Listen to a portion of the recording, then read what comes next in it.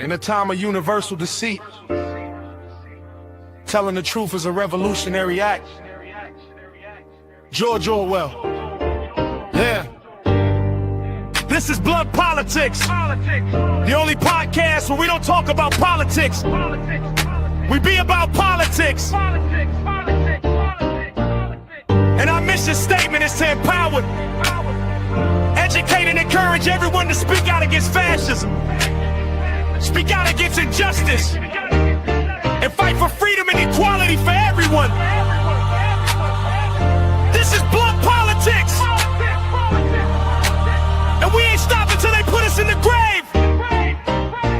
We ain't gonna be quiet, and we ain't gonna be scared, and we ain't gonna go along with the crowd. This is Blood Politics.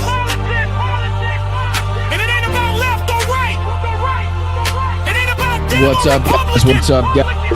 Hit the like button. I'll be right with you. It's about us versus them.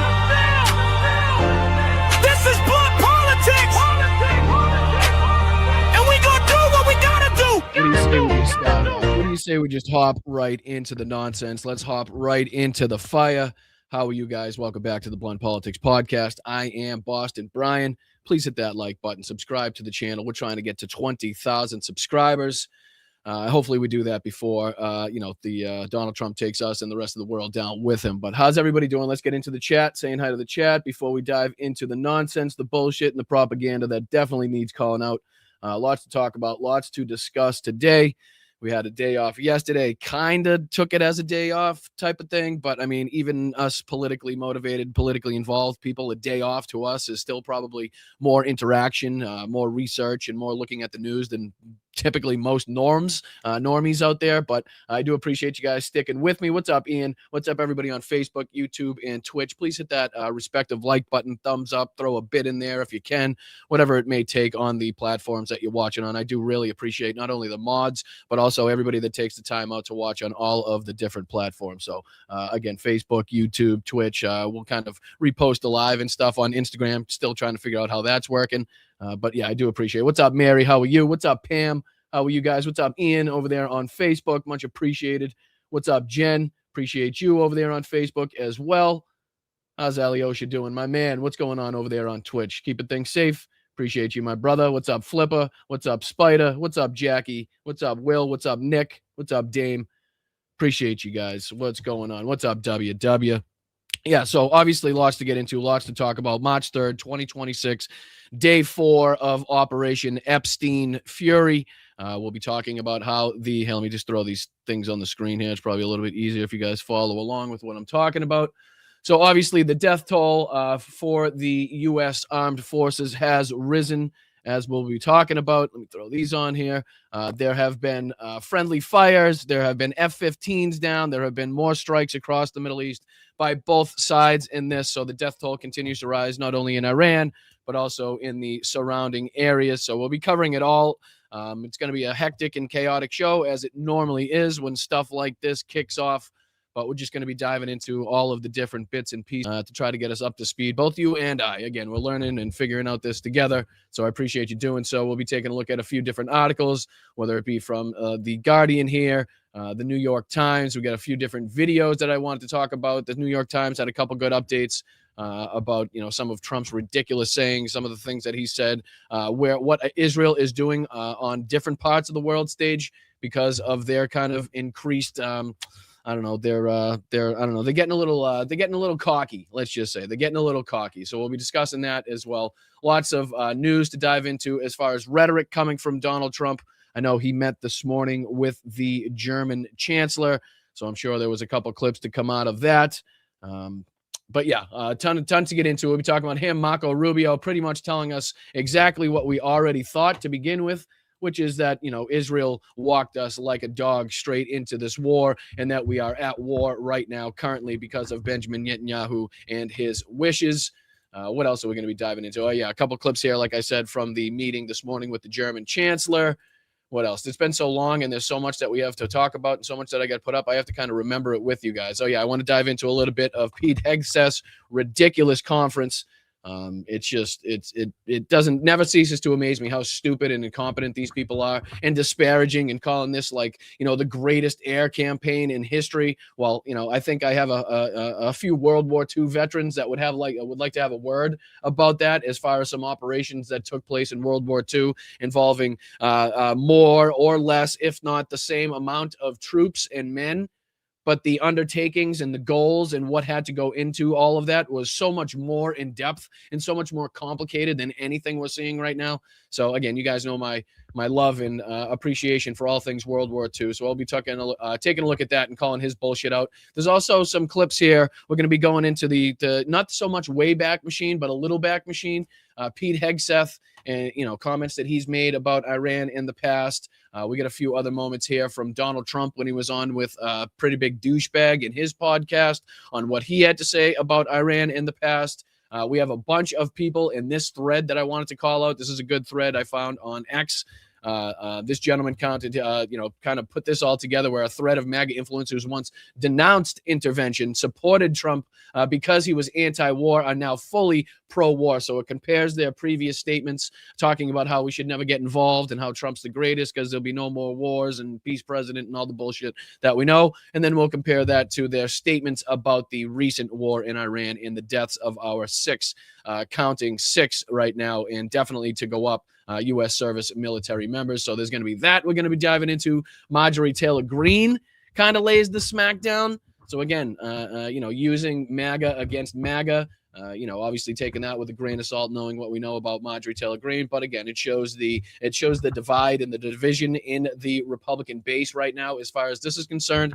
Even Benny Johnson seemingly showing some kind of, hesitancy as far as going out fully in supporting this. And then obviously, as we did the other day, OSINT Defender and a couple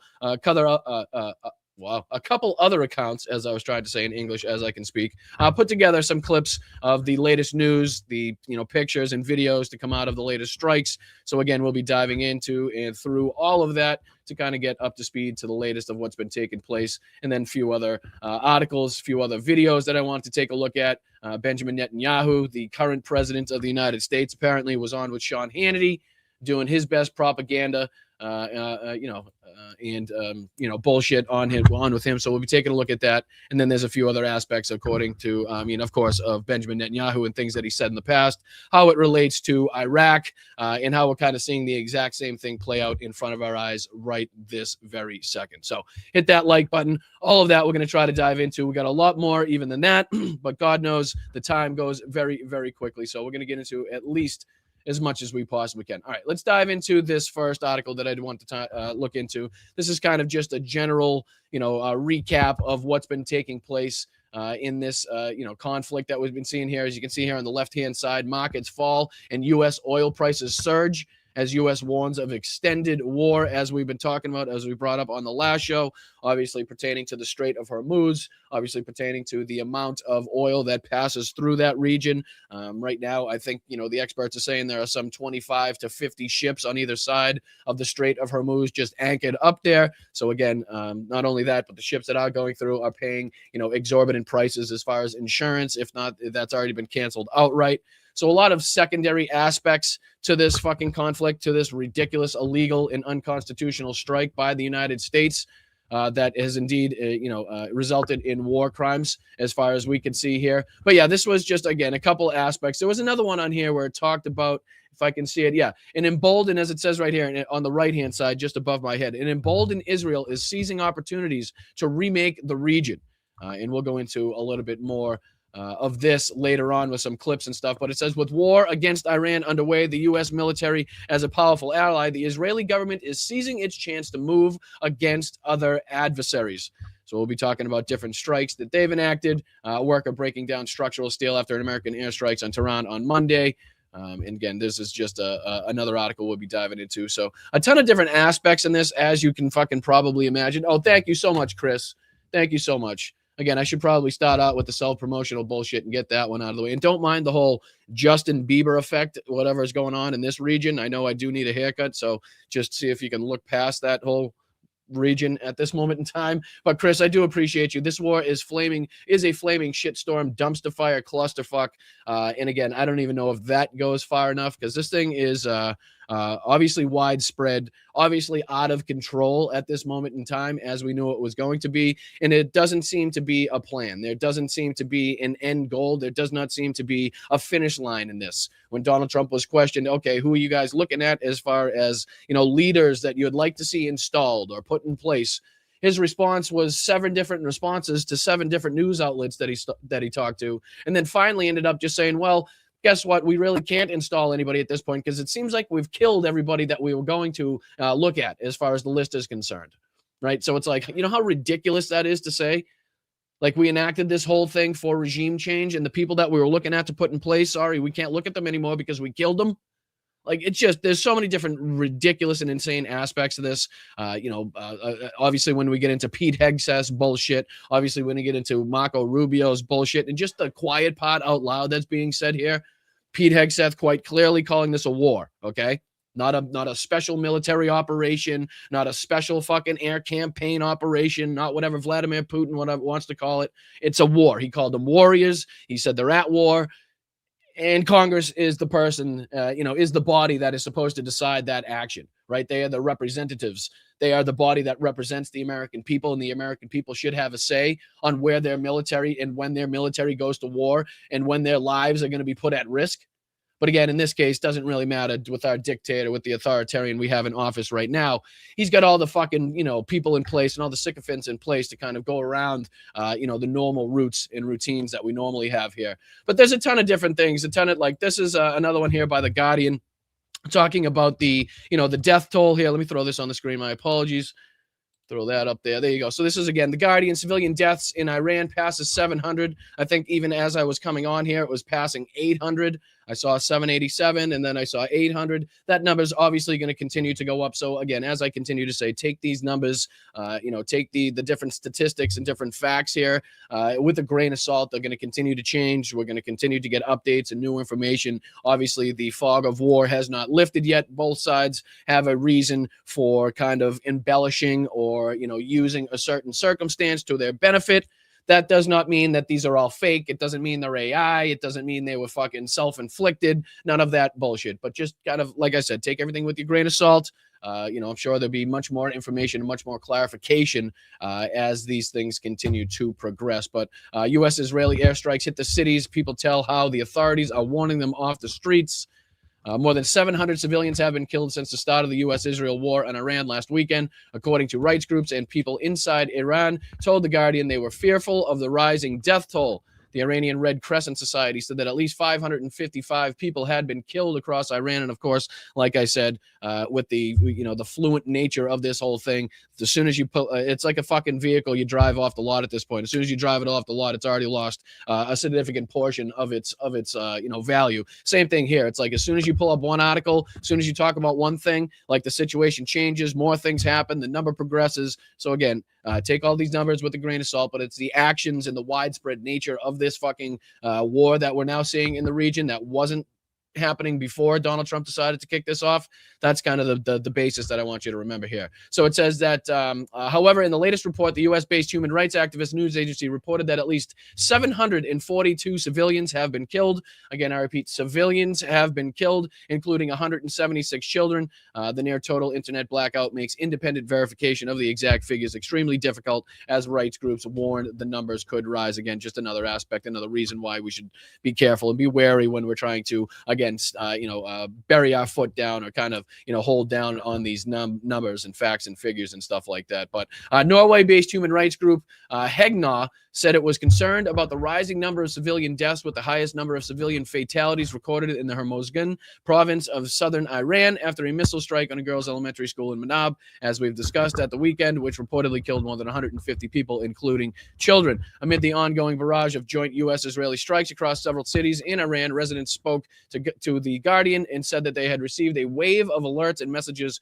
from authorities on their mobile phones. According to Hengnaw, people of the city of Sanandaj, capital of the Iranian Kurdistan in northwest province of Iran, received messages from the intelligence organization of the Islamic Revolutionary Guard Corps, warning that any public movement or presence in the streets would be deemed a direct cooperation with the enemy. And as we kind of warned the other day on the show, we talked about how there was, people, Iranians in the streets celebrating the death of the Ayatollah. And we talked about how, we take away absolutely nothing from that and the plight of those people and what they've been through under the regime, under the thumb of the Ayatollah. But just be wary, because as we've talked about, the reprisals have begun. The people getting shot on the streets has begun. The people being hunted down as far as being opposition and dissidents has begun, as we talked about. So again, you just be very wary of how people are using that information and using the video of people being, celebratory and joyful in a moment where, again, they have been lifted for a short period of time from underneath the thumb of the Ayatollah, as it seems, as it feels like to them, only to be rapidly have that place filled by somebody more brutal, more dangerous, more violent, less amicable towards the United States. We don't know at this point, right? There's been, several people mentioned. I know the son of the Ayatollah, but this is all interim stuff here. This is not, kind of long term. These are people just kind of looking to save face, looking to keep a face as far as the Iranian government is concerned. So there's a whole long list of protocols and ways in which that they're, I'm sure, going about trying to pick a new leader and figuring out, but that remains to be seen as who's still alive. Like, I mean, we just brought up not that long ago, Donald Trump talking about, well, all of our choices are dead, so I don't know where we go from here, right? I mean, it's just a wild and crazy statement by the person that actually is responsible for kicking off these atrocious crimes that we're now seeing.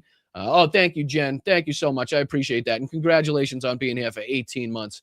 If ever there was a time to be dramatic, this is it. And absolutely, I do appreciate you not only for keeping that chat a safe place, but also your contributions. Again, $1 or $2 is all I ask, guys. I don't sell you anything. We don't have any ad revenue on these lives. There are no financial backers to the show. There are no special fucking products that I sleep on that I've never gotten before that I'm going to tell you to buy because they've changed my life or anything like that. You don't have to pay to subscribe to my Substack. None of my content is hidden behind a paywall. So all I ask for is if you have $1 or $2, if you have a Venmo, or if you can stick it in the chat there, send $1 or $2. It really goes a long way in helping the show.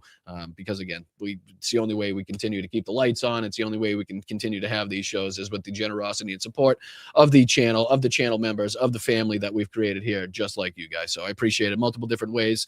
You can sign up for a channel membership just underneath me, less than $3 for a month. I think that's probably the biggest bang for your buck, where you can head over to patreon.com/BostonBrian.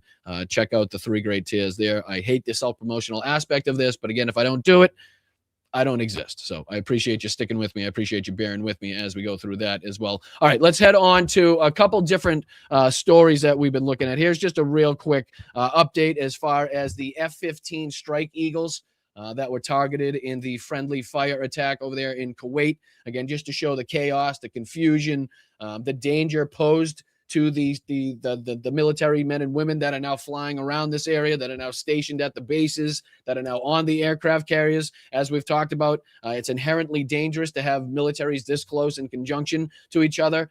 Mistakes happen, friendly fire issues happen like this. So again, it's good to see, as far as I've seen reported, that none of them were actually casualties as far as the pilots in these cases, but just to show the utter chaos, the utter confusion that takes place in a war zone that this has created in this area. Here's just a quick update. And like I said, we don't have to watch too much of this. It's just kind of for just to hear it. You know what I mean?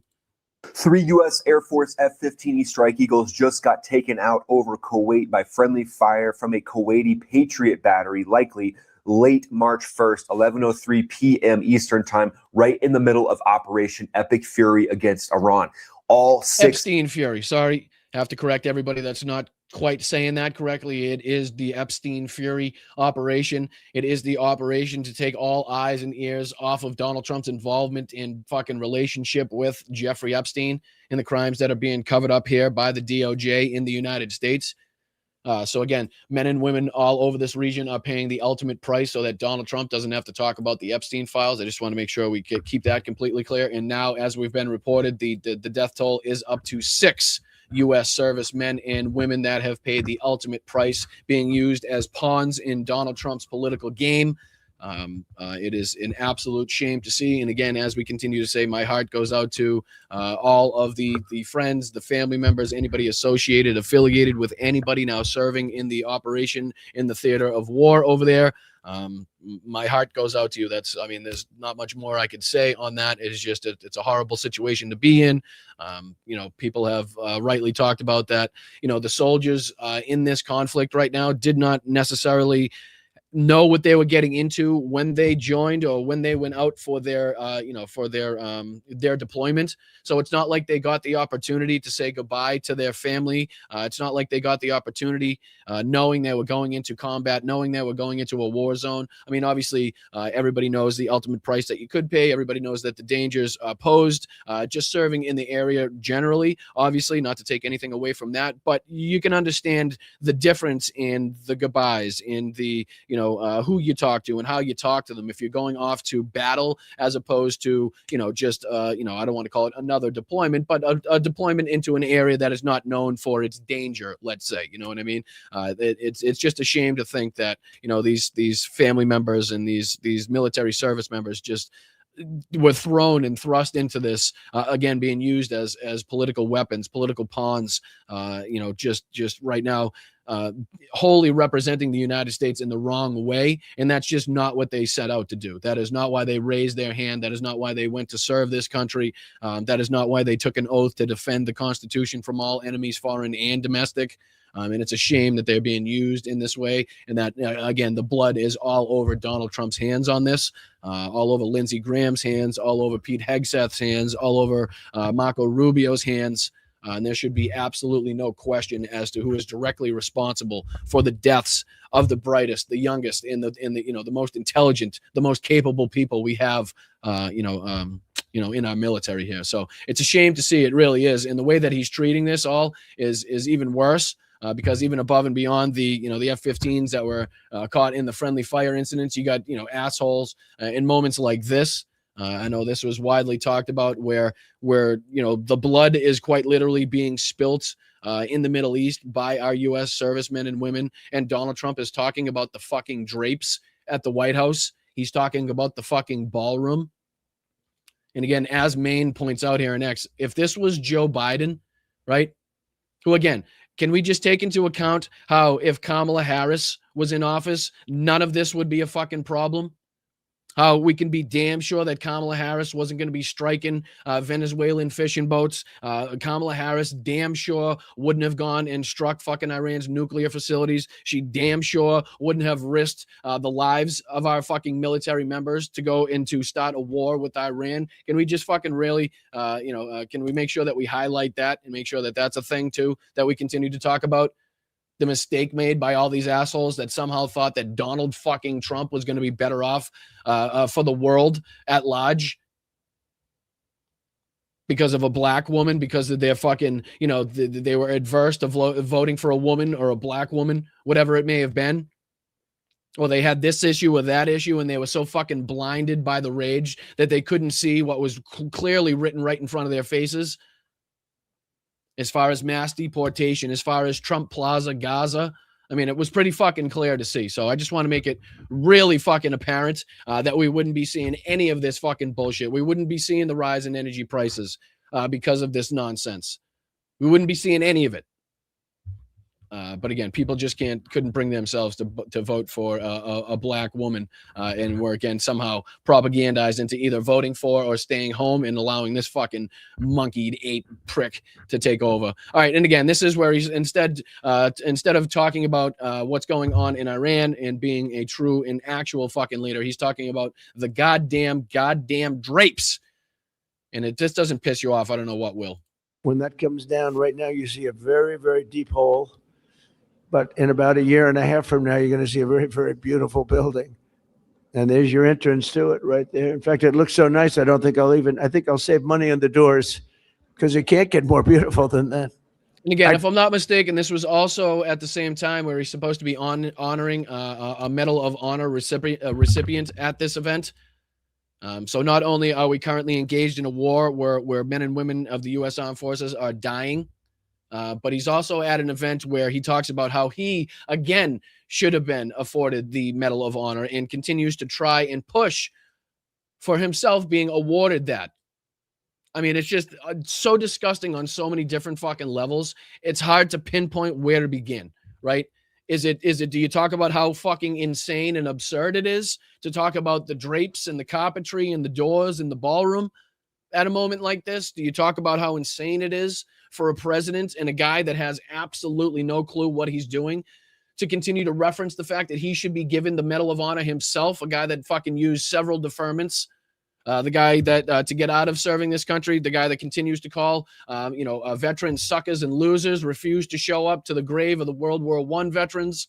I mean, the list continues to go on. Everything that he's talked about as far as I can't think of his name. I'm blanking on his name. McCain, John McCain. My apologies. After him being shot down over Vietnam, serving time at the Hanoi Hilton, losing use of his arm, being mocked by Donald Trump for the lack of use of that arm, the lack of mobility in that arm, talking about how he doesn't like soldiers, doesn't like people that have been captured. Well, guess what? You have to serve in order to be captured. You have to have fucking balls in order to be captured. You have to go out there and actually try to do something in order to be captured, right? You have to be over there you have to be there to be fucking captured. You can't get captured from your fucking nice, cushy, air-conditioned fucking unit back here in the United States. So again, the people that have been captured went out there to try to affect change, went out there to serve this fucking country, went out there in the most dangerous situation they could put themselves in. And were they captured? Yes. What were the circumstances? Who gives a fuck? Because they served this country, right? And the people that were prisoner of war during World War II, does he say the same thing about them? Huh? The heroes that were, in captivity all over fucking Europe, that escaped time and time and time again and made life difficult for the Germans time and time again and made the Germans expend more and more resources to take them off the front lines, to take their minds off of what was going on there. I mean, it's fucking crazy to think, and I'll go off on a tangent here, but I mean, if this shit doesn't fucking piss you off, if this doesn't enrage you and to the point where, to take action, where you start fucking saying, okay, something needs to be done. My feet need to be taking me to a protest, or my feet need to be taking me to, a town council meeting, or whatever the fuck, a school meeting where there's problems happening, where they're trying to teach my children this, that, or the other thing, or they're trying not to teach my children this, that, or the other thing, whatever it may be. Fight the fuck back, because this is disgusting on so many levels, and this is just the beginning. He continues to say that this is going to be weeks long. We know what it means when somebody says weeks long, that means months long. And when they mean months long, that means years long. And he continues to rule out boots on the ground, which even if we started right now would be a months long fucking buildup.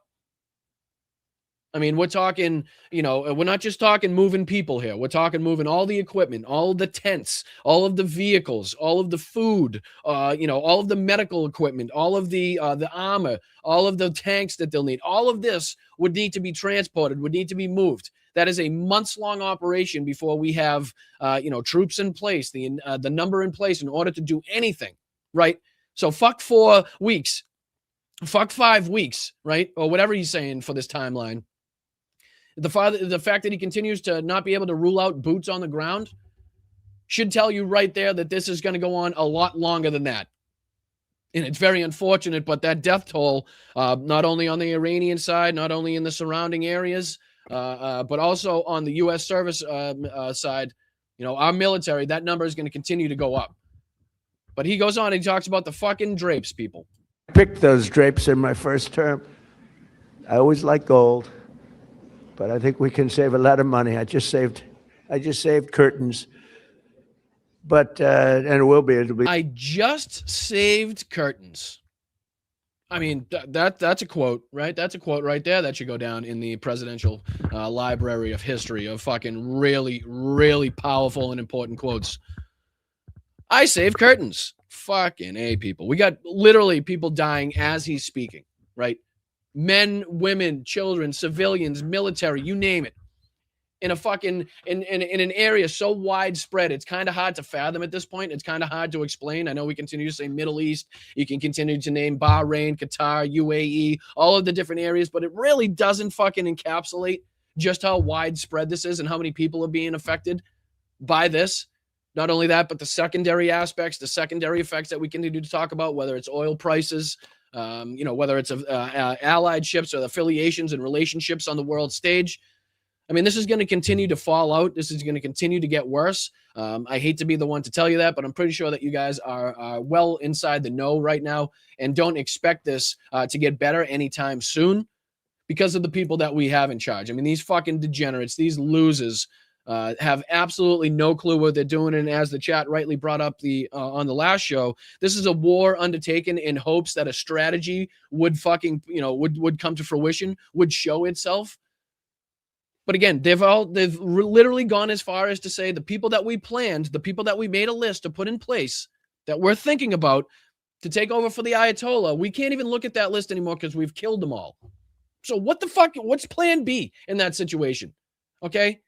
So plan A was have the Iranian people rise up, storm the fucking government buildings, just throw themselves in the way of the gunfire, get slaughtered themselves in hopes that they'd be able to take over the government. Plan B is what? What's going on with plan B here? Because you have nobody that you'd like to install anymore because you killed them all, apparently. So what the fuck is going on? And here's Marco Rubio, obviously saying the quiet part out loud, obviously what we've known for quite a long time, as we've been saying that Benjamin Netanyahu continues to lead Donald Trump around by the fucking nose. And it remains to be asked, the question needs to be asked, what is the dirt that Benjamin Netanyahu in Israel has on Donald Trump? Because boy, have they changed their tune, as we'll see in a few of the upcoming clips. Boy, has Trump and everybody else changed their fucking tune on this. We shouldn't get involved in the Middle East, no more foreign wars. And all of a sudden, Benjamin Netanyahu says jump, and Donald Trump's fucking saying how high, motherfucker, right? So what is the dirt that they have? We've known the clear connections between Jeffrey Epstein, Mossad, Israel. I mean, it's been long talked about, long discussed. Bunch of evidence out there to prove such, right? Ehud Barak in his relationship, being the former prime minister that we could discuss and talk about. So what is the dirt? Is it necessarily out of the realm of possibility to think that, hey, within those 3 million files that still haven't been released by the DOJ, maybe a few of them in there's got Donald Trump's name written all over them, considering we know that Donald Trump spent ample time at Jeffrey Epstein's house with one of the victims, per one of the emails that have come out in the files. Where are the audio tapes? Where are the videotapes from that? We know fucking Epstein had a ton of those motherfuckers hidden around, whether it was audio recording devices, video recording devices, both. Where are them at? I ain't seen them. Where they be? We continue to talk about how the 3 million left are probably the sickest, the most egregious, the most telling of the files and the information to come out. It's hard to know because they're not being released. They're being withheld by Pam Bondi and the DOJ to obfuscate and defend and to hopefully, get Donald Trump off the hook here. But it ain't going to happen. It's too widespread. It's too fucking talked about. The cat is out of the bag. The toothpaste is out of the tube. Whatever you want to say, it ain't going to fucking work. There's no way that we're going to take our focus off of what has already been put out there in our hopes of getting justice and accountability for this. But again, not to go off the rails, but here's Marco Rubio again talking about the quiet part out loud, basically saying that Israel forced Trump's hand into this war, that he was doing this to appease Benjamin Netanyahu, that this was a wish list put on the table in front of Donald Trump, and Donald Trump said, yes, sir.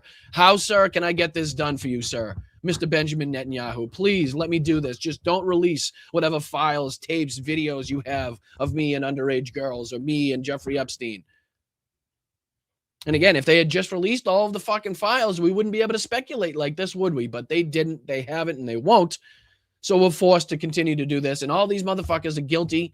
All these motherfuckers are guilty until they can prove to me beyond a shadow of a doubt otherwise. Okay, but here's this short clip of Marco Rubio, again, the quiet part out loud being said here, as far as who forced us and who is the real reason that the United States is now losing men and women, why we are now responsible for killing kids, why now we are responsible for civilians being killed all over the greater region when that wasn't happening before on this fucking level. So here he is.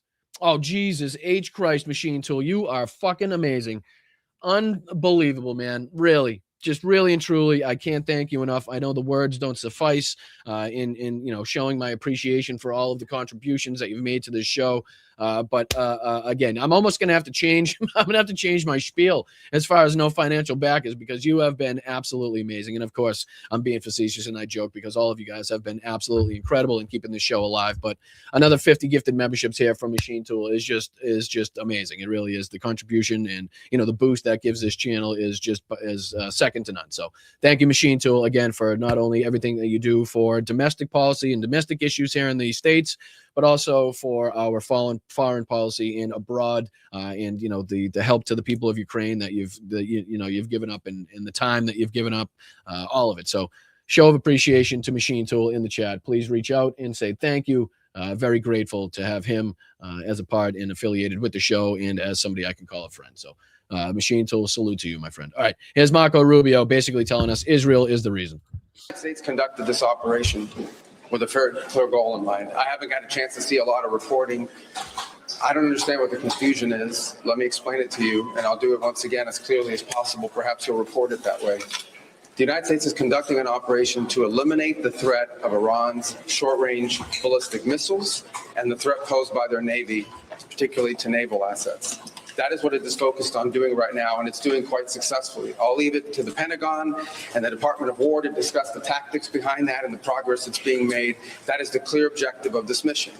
The second question that's been asked is, why now? Well, there's two reasons why now. The first is it was abundantly clear that if Iran came under attack by anyone, the United States or Israel or anyone, they were going to respond against the United States. The orders had been delegated. Do you understand how fucking insane that is and how much that makes absolutely no sense? Like, do you hear what he just said? So we heard that if Iran was attacked, they were going to retaliate against U.S. bases and our allies. So what we did was we attacked Iran. Now, just go ahead and do me a favor, lean back in the chair, give your head old scratch-a-roo on that one, and just kind of contemplate as to how that makes any fucking sense. So we found out that if Iran was attacked, they were going to retaliate against U.S. bases and our allies. So what we did was we initiated that attack so that they initiated their retaliatory response on our bases and allies. Like, it's almost as dumb as the shit that Donald Trump is saying and Pete Hegseth. Almost, not quite as, but right borderline. Or Israel or anyone, they were going to respond against the United States. The orders had been delegated down to the field commanders. It was automatic, and in fact, it bared to be true, because in fact, within an hour. Well, again, him even bringing up these short-range missiles goes to show that it was not the United States. It was not the interest of the United States that he was trying to protect. As far as that's concerned, there were no U.S. bases being fired upon. There was no U.S. allies being fired upon as far as that's concerned, in my view. But what are you going to do here? Because Marco Rubio saying quite clearly that it was the threat posed to Israel and Benjamin Netanyahu himself that forced Donald Trump's hand into going to war with Iran in this case. Because again, no threat posed to the United States. We were under no direct fucking threat of anything as far as Iran's concerned. Right? They were under negotiations. They were in talks with the United States. So again, makes absolutely no sense, but it is absolutely what we knew was the reasoning behind this. And everybody knows the reasoning behind this. It's no big secret as far as this is concerned. What is the secret as why? You know what I mean? As far as like the goal in this is kind of like, it's unclear.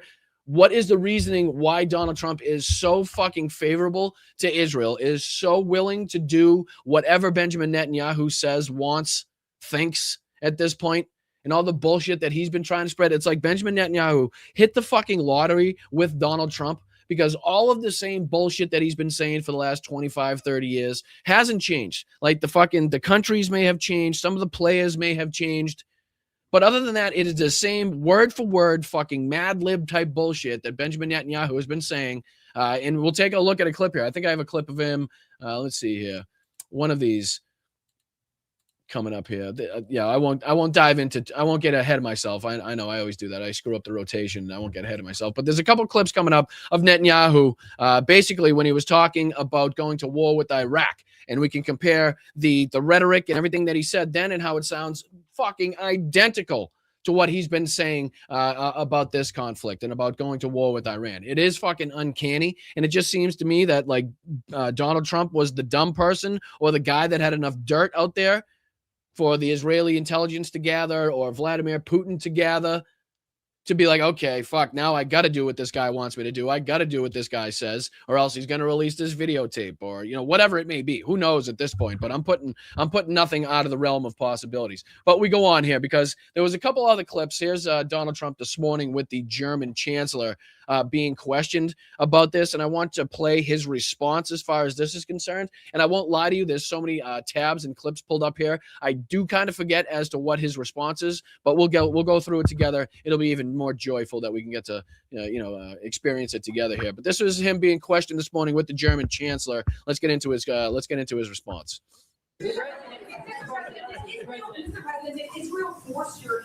Oh, that right, correct. My apologies. So that just sparked my memory. So that is him being questioned on this direct matter that we just talked about. So as far as Marco Rubio saying that Israel forced our hand into this is Donald Trump being questioned basically about Marco Rubio's comments on that in his response to it. My apologies. Like I said, there's so many tabs and things happening. Sometimes I get a little bit confused myself. So appreciate you sticking with me. Again, this is Donald Trump's response when asked if Israel forced his hand into this. And of course, he's going to do this, big bad alpha boy. No, I made my own decisions. Bullshit. But it's just that. It's bullshit.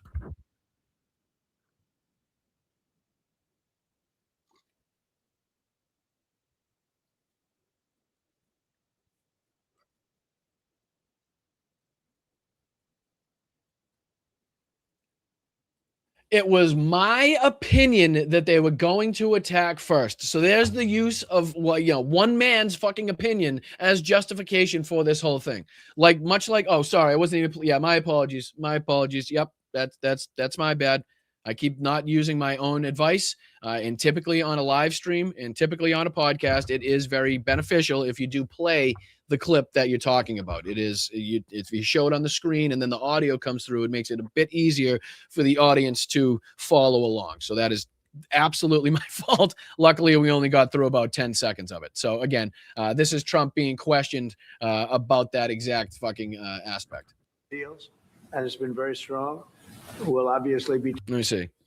Say it's a great honor to have you at the Oval Office. The beautiful Oval Office, beautiful White House. It's a special place. I know, yeah. I know. Get your laughs in. Get your laughs in, Rox. I see you, Laney. I see you, Roxanne. I see you, Care. Get your laughs in. I understand. I know tech isn't the best, isn't my strong suit, but bear with me, guys. Bear with me. I'm trying here. But at least I know to give the advice that putting the stuff up on the screen is helpful and beneficial to a live stream. At least I know that much, okay? give me that. And you have some very special places too, and I look forward to being with you. Thank you very much. Oh, he takes questions here. Oh no, I apologize. Thank you, Mr. President. I'm gonna go. I'm gonna skip past this because it's after the German chancellor's comments here that they take questions. Let me see if I can skip past that part.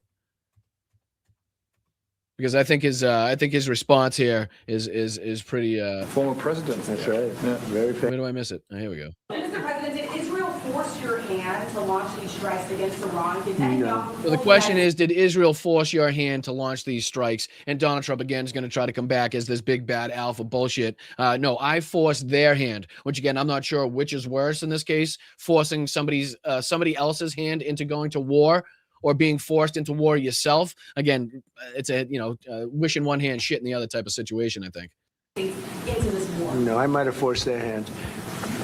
You see, we were having negotiations with these lunatics, and it was my opinion that they were going to attack first. They were going to attack. If we didn't do it, they were going to attack first. I felt strongly about that. And we have. Do you see how it just changed in that one sentence? It was my opinion. I felt strongly.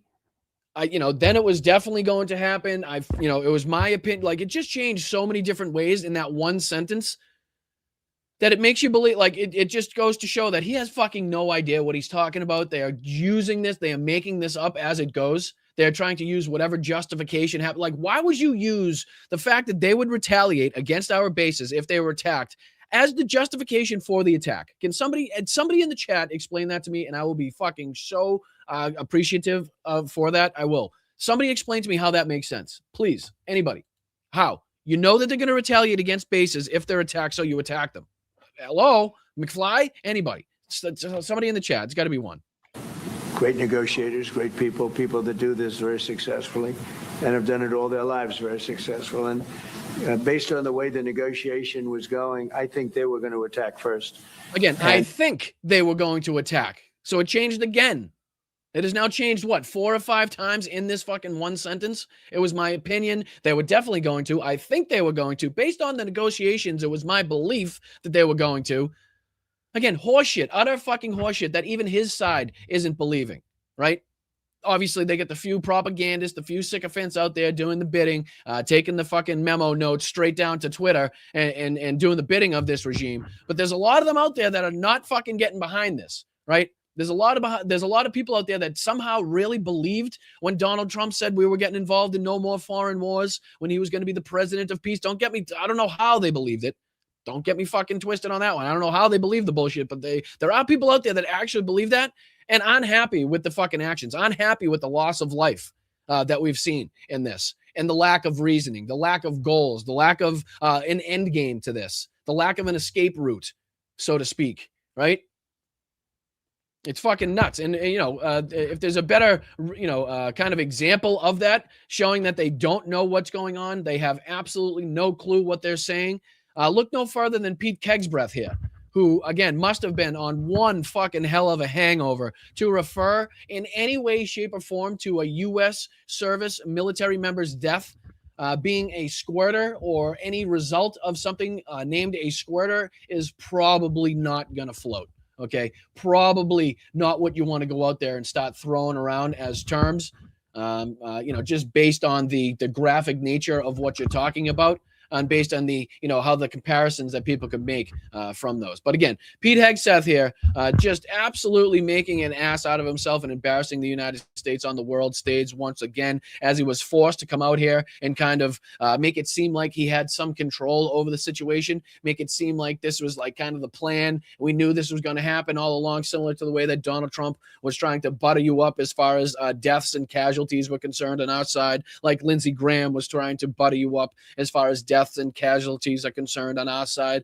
so that you don't get continuously pissed off, so that you don't get sick and tired of seeing our U.S. servicemen and women's plastered all over the fucking screen as far as deaths and casualties is concerned. Because at some point there's going to be a COVID-style ticker, right, on the screens of all of these fucking major news networks, or there should be. The counter of all of the fucking civilian deaths, the counter of all of the U.S. Military deaths occurred in this. There should be a ticker on the fucking side of the screen 24 hours a day, like they did with the fucking COVID pandemic, reminding everybody just how much blood is on the hands of Donald Trump in this current regime, reminding everybody who is responsible for the civilian casualties and the deaths of the fucking children in the Middle East right now. That wasn't happening to this extent beforehand. It's fucking crazy. And here's just a couple minutes. Again, we don't have to dive into this whole thing. I think it was something like 45 minutes long of this nonsense and bullshit. But again, the first few minutes, and then there's kind of one place that we could fast forward to, if I'm not mistaken. I think I had that written down as well, where it's just the rhetoric coming from him and the blatant disregard for international law, rules, regulations, norms in which the greater world had come together to agree upon, as far as conduct, as far as treatment of not only prisoners of war, but, the rules as far as of engagement are concerned. That is all being thrust aside right now. Basically, our military is rogue. Our government is rogue on the world stage, on the international stage. International law doesn't apply. The UN charters don't apply. The Geneva Conventions don't apply. None of it. Congress, the rules of Congress don't apply.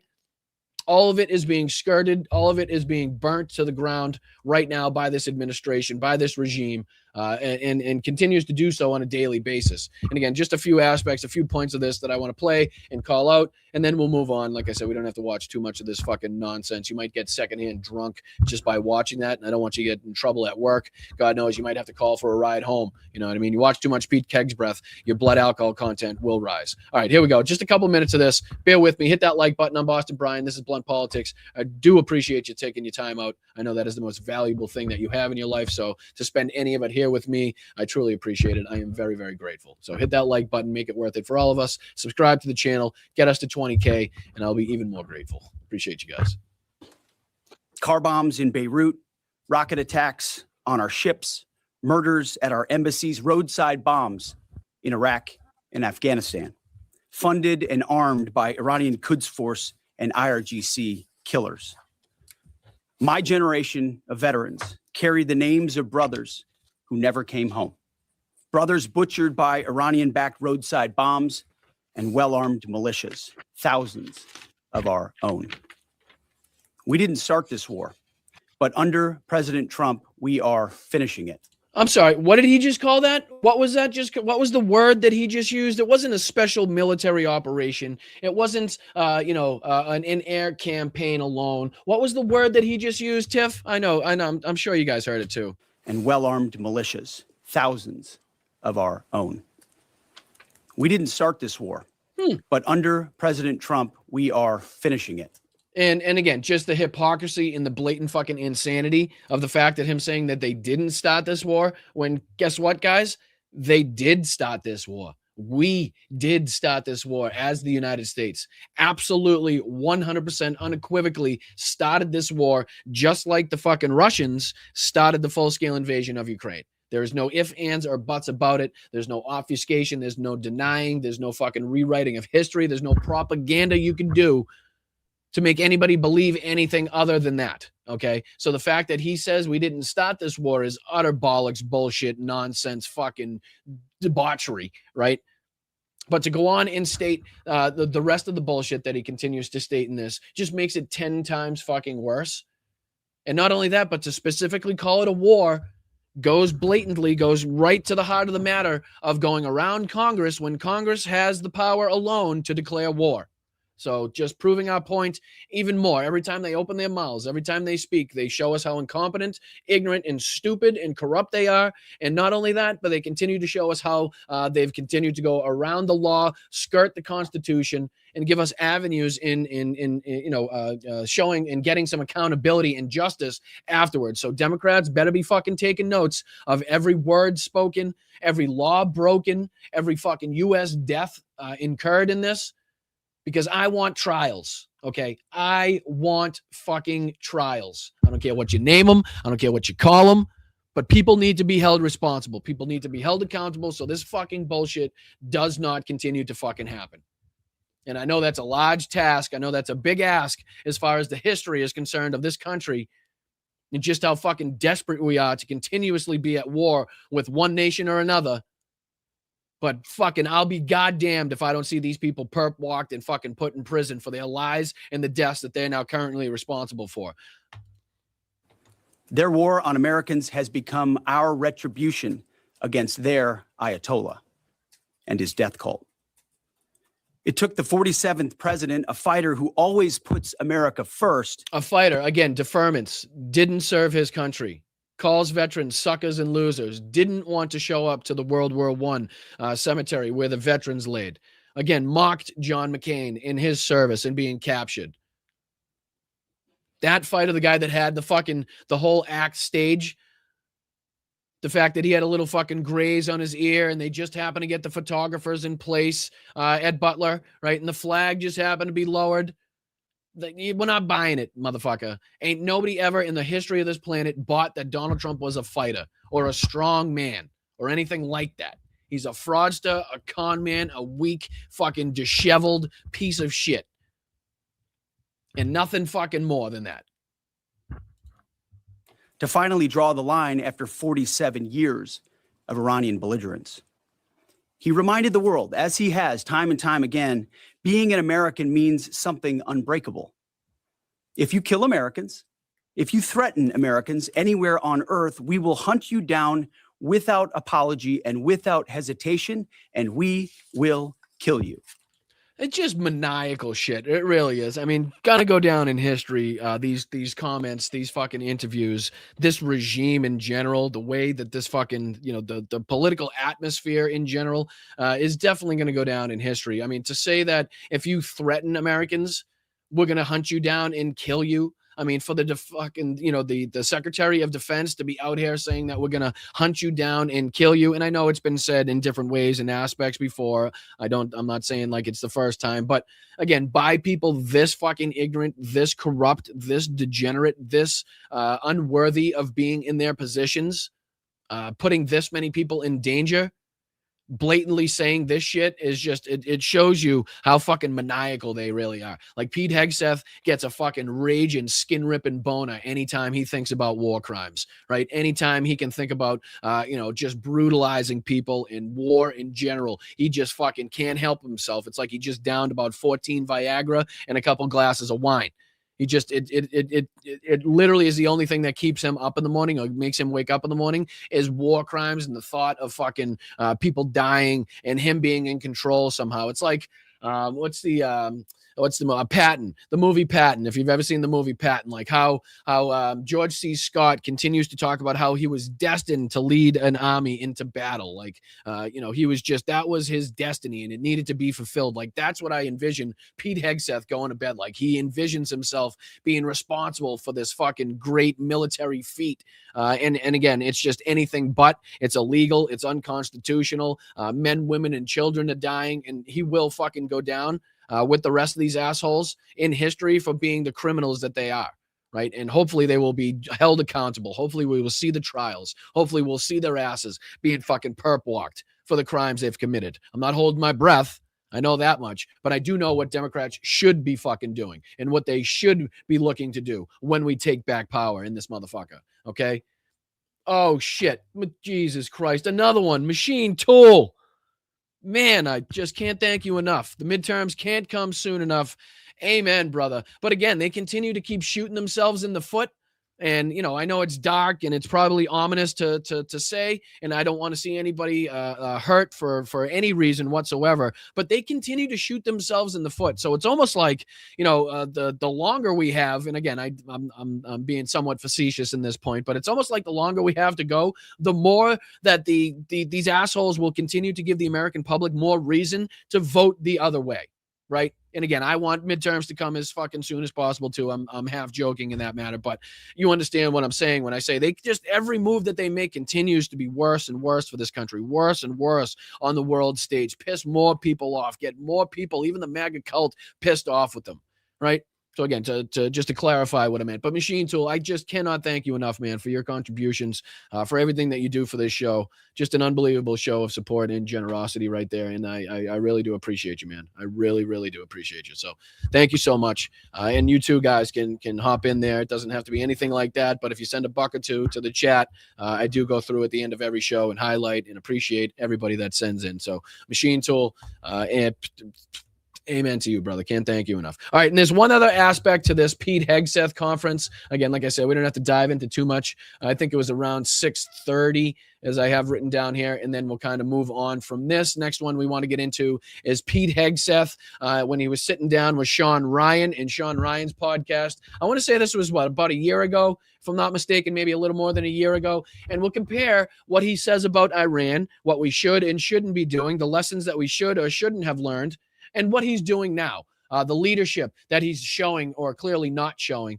in this regard. But that's next to come. But here's just kind of another aspect of his interview, his press conference the other day, trying to schmooze over this absolute fucking mess that we're in right now. And here's just the last piece here. Hands and clutch their pearls, hemming and hawing about the use of force. Oops, sorry. America, regardless of what so-called international institutions say, is unleashing the most lethal and precise air power campaign. So-called institutions. What he's talking about is international law. What he's talking about is, the UN Charter.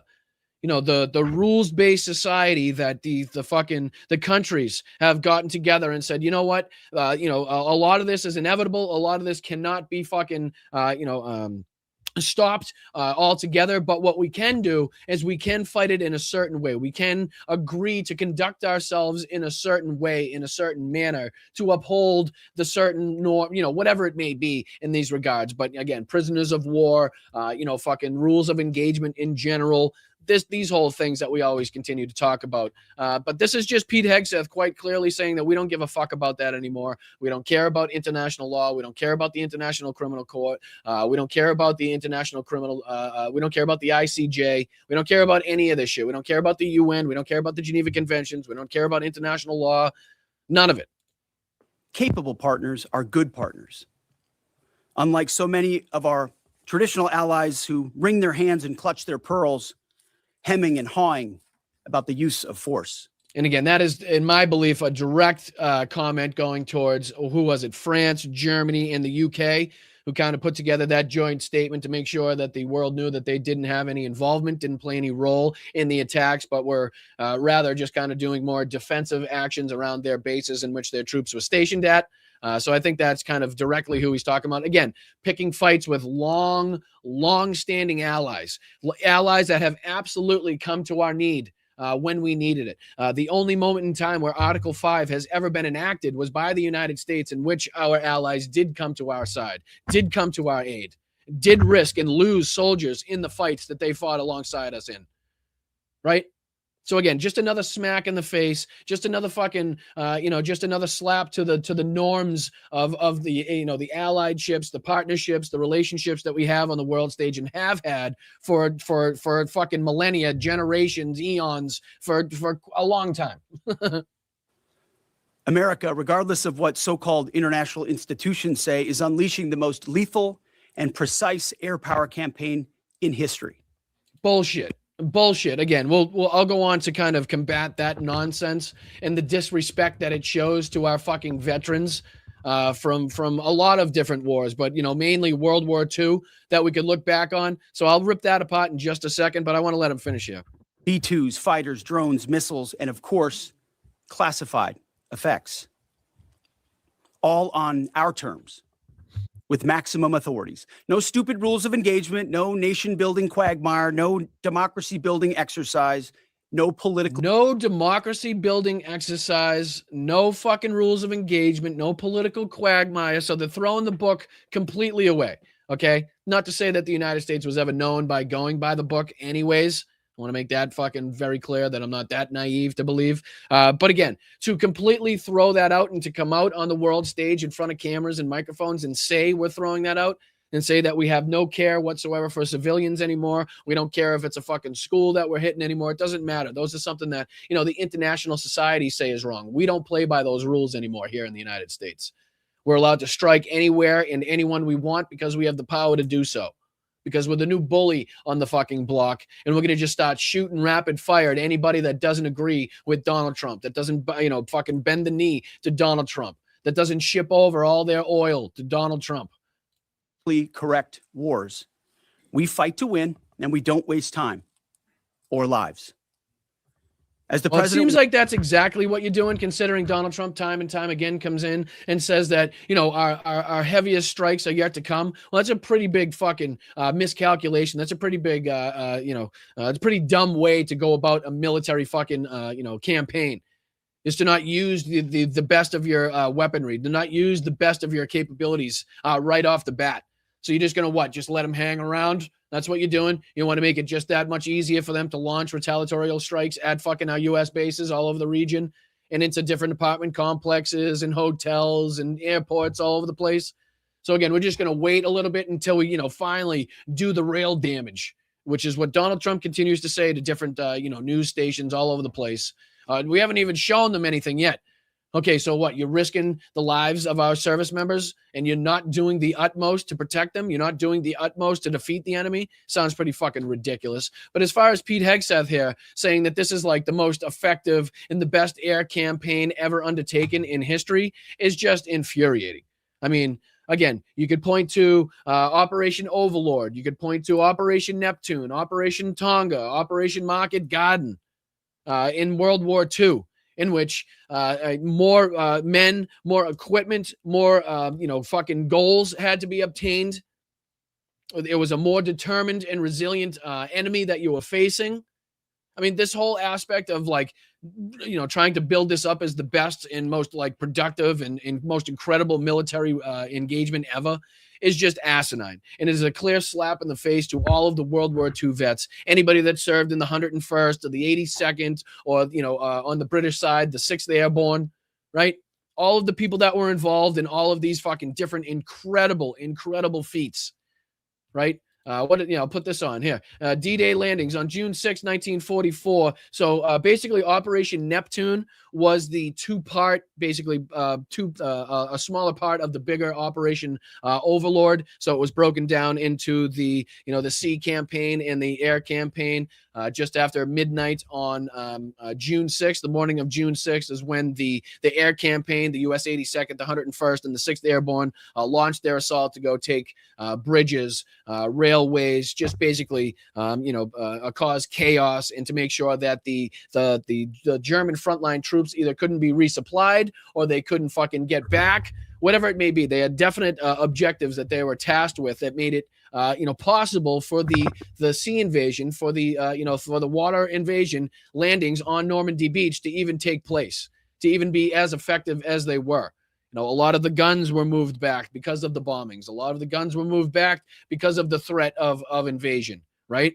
Which made it more difficult for them to land shots on the beaches. A whole different fucking avenue that we could go down.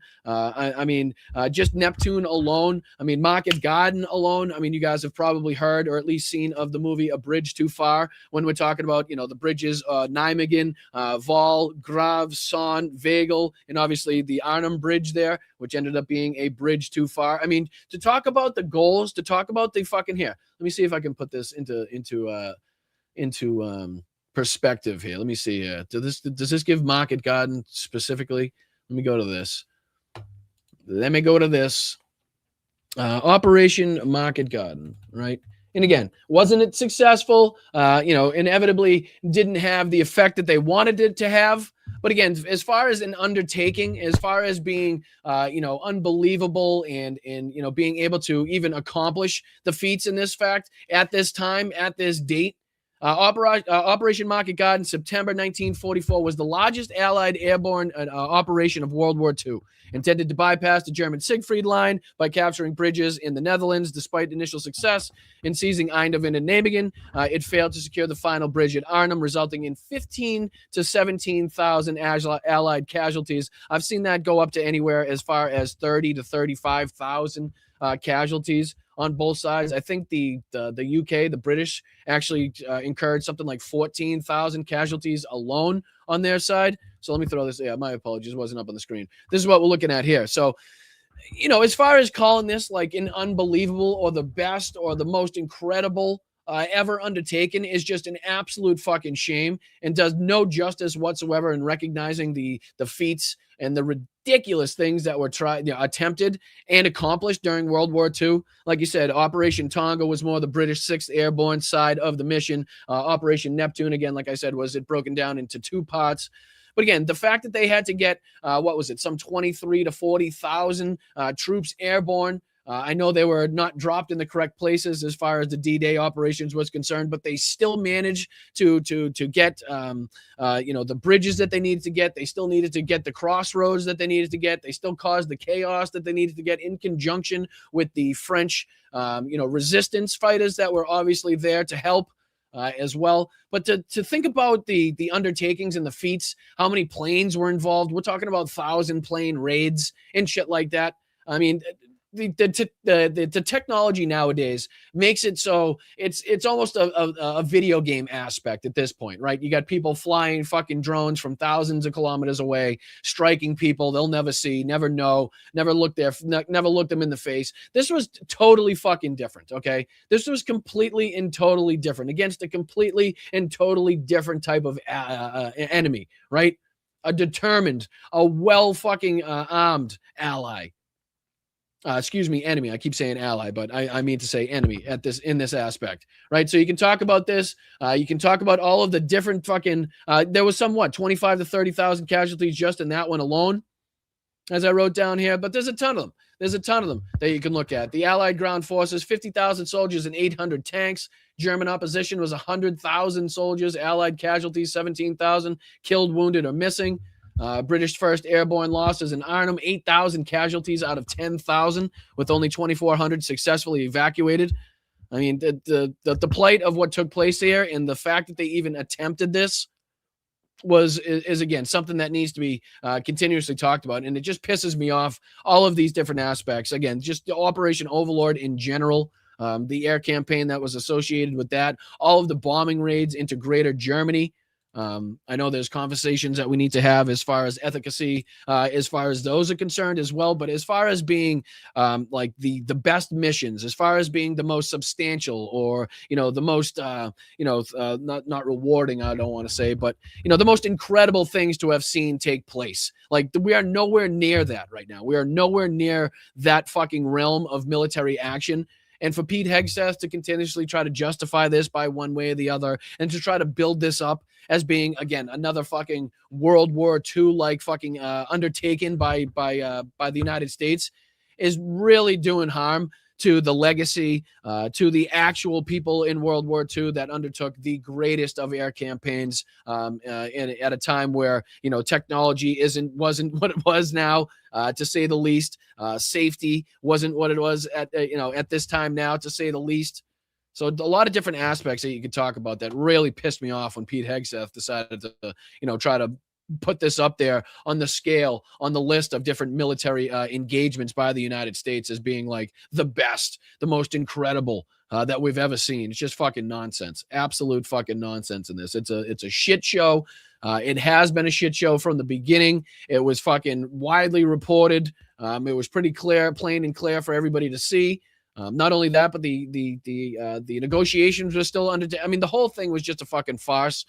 All of it is the no end goal, no plan, no fucking no escape plans, no out ramps, no off ramps, I should say. None of that put in place right now. And we continue to see men and women die. We continue to see civilians die. And it's because of these assholes here, these drunk, maniacal fucking monsters that think they have the world in their palm right now, that think they are under control of everybody, and everybody has to fucking tap their feet and jump when they say jump. These people are in charge. It's fucking crazy. It really is crazy. And it's funny. Well, it's not funny, but it's pretty ironic considering how they've changed their tune, right? And we'll continue. That's going to be the theme of the next couple minutes here. People changing their tunes, because not only do we have Pete Hegseth here on with Sean Ryan, but we also have Trump on with Pretty Big Douchebag. And then we have this great thread on Twitter that was put out of the hypocrisy of MAGA influencers, of what they've put out in the past and said in the past, and what they say now about this war undertaken. So let's get into a couple of these. Here's Pete Hegseth on with Sean Ryan. Sean Ryan, somebody we've talked to a little bit in recent shows, ex-CIA, ex-Navy SEAL, prominent podcast here, talks to pretty much anybody and everybody. He's got about 6 million subscribers, has recently been going against the Trump administration, the Trump regime, as far as the Epstein files are concerned, and a few other different aspects, but is also pretty well responsible for the times and the actions that we're now seeing here, because of the dirty work, because of the propaganda he did for Donald Trump, having him on the podcast, not asking the hard questions, not calling him out on the bullshit, doing the whole MAGA propaganda. So again, no flowers, no credit in this one. But this is Pete Hegseth. I want to say about a year ago, maybe a little bit more than a year ago, on with Sean Ryan, has a different tune as it relates to war in the Middle East and Iran in particular. So I just want to play a minute or two of this, and then we can compare and contrast as to Pete Hegseth's comments recently, and how willing he is to put U.S. servicemen and women in harm's way for something that clearly he doesn't seem to believe in or stand for, but just loves to see war and death, apparently. All right, let's go on.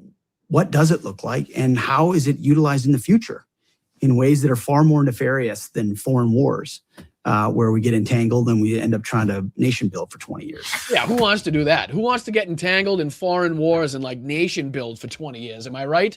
I mean, it'd be like ridiculous for any military to want to take something that could inevitably have you engaged in war for some 15 to 20 years, like we've seen not that long ago happen, because of the same fucking bullshit, because of the same rhetoric, because of the same lies. that the American people have been told, whether it's weapons of mass destruction, whether it's the threat on the international stage. If we don't act now, you'll be eradicated. You won't have a chance. They're going to have this, that, and the other thing. Bull fucking shit. Bullshit. I feel like that's how we fix it. You abandon it. Really? Yup. I know you probably think I'm crazy. I would. We have a Second Amendment. We have more gun owners than anything else in this country. Yeah, I know we need planes and tech and satellites and Space Force and all the Navy and all the shit, but when's the last time we actually went to war to fight for our freedom? We won't even defend our southern border. Should we have been in Iraq? I was a huge proponent of it at the time, but in retrospect, absolutely not. So there we go. And there we go. Should we have been in Iraq? Well, at the time, I was a huge proponent of it, right? So he was one of the assholes screaming and yelling that we definitely need to go in there. Weapons of mass destruction, send them all in, kill them all, right? But now, walking it back and knowing what we know in hindsight, not a big fucking fan, right? Doesn't think we should have been there. Sean Ryan, the same way, was a proponent of it. Now that we're looking back on it and what it caused, the destruction it caused, the lies that we were told, not so fucking much. But guess what we're doing right now? The same exact fucking thing over the same exact lies, over the same exact people. Benjamin Netanyahu saying the same shit. It's unfucking believable that we continue to walk ourselves down this path again. Time and time again, we've had the opportunity to learn from these mistakes. No other country has probably had more opportunities to learn from these fucking mistakes. The chaos that's created, the instability in the regions that happens, and even when we're there, and definitely when we leave. Right? We've seen different terrorist regimes form. We've seen different factions take over different populations. We've seen collapses in regimes. We've seen collapses of complete and total countries, societies. Instability on the broader region. But we just refuse to fucking learn our lesson. And again, Pete Hegseth here, talking awful differently than he is right now, seems to be like, oh, we should have learned something. Well, clearly he didn't learn shit either, because he's right back, putting us right back in the same situation. Only now he's pressing the fucking buttons. Right? He's got nobody else to blame but himself. So was I.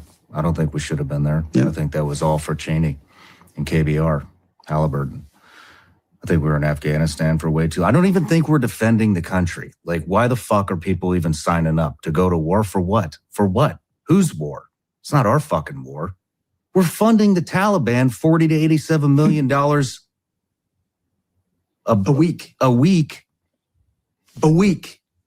They run the government over there. They're making passports for these guys, legitimate passports for these guys. They fly them all over South America and Central America. They funnel up through the southern border. You know, it's not a fucking conspiracy. It's real. And like, so what are we going to use our military for? For Ukraine?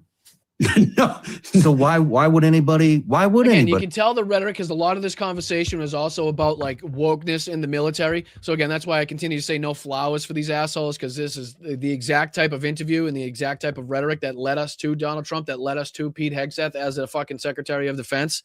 So again, no flowers. No compliments, no pats on the back here for either of these psychopaths, but you can definitely tell, the difference in tone, the difference in rhetoric, and how stupid they seem it is, right? I mean, they both are outright talking about how stupid it would be to continue to get involved in foreign wars, right? And I'm sure, Pete Hegseth goes on to talk about how Donald Trump is going to be the main person that will keep us out of that. Well, look at where we are today. Anybody sign up? What are you defending? What are you defending? It's a great question.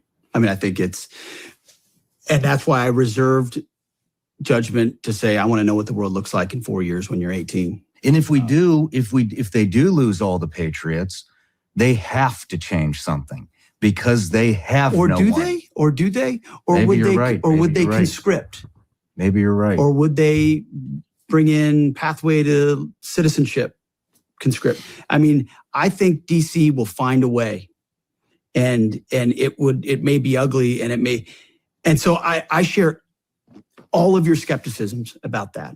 I've been a recovering neocon for 6 years now. Like, the foolishness with which we ricocheted around the world, intervening, think it was in our best interest, when really we just overturned the table and created something worse. In He almost quite literally, the words that he just used, overturned the table, I'm pretty sure he used word for word verbatim in his recent press conference. So here he's talking about how dumb it is for the United States to go over into these different countries and metaphorically flip over the table, cause all of this fucking chaos, and then absolutely nothing comes from it, and it's more instability in the region. Meanwhile, he just used that same I'm pretty sure he used that same rhetoric, the same flip the table over, describing what the United States has just done in Iran. To talk about how crazy and to talk about hypocritical and insane these people are, they're now using the same rhetoric they used to talk about how stupid this action would be. The same rhetoric is now being used to justify and to applaud the action that we have now seen undertaken. That's how fucking crazy these people are. almost every single scenario has led to the hubris of the Pentagon is that they want to now tell other countries how to do counterinsurgency based on what we did in Iraq and Afghanistan.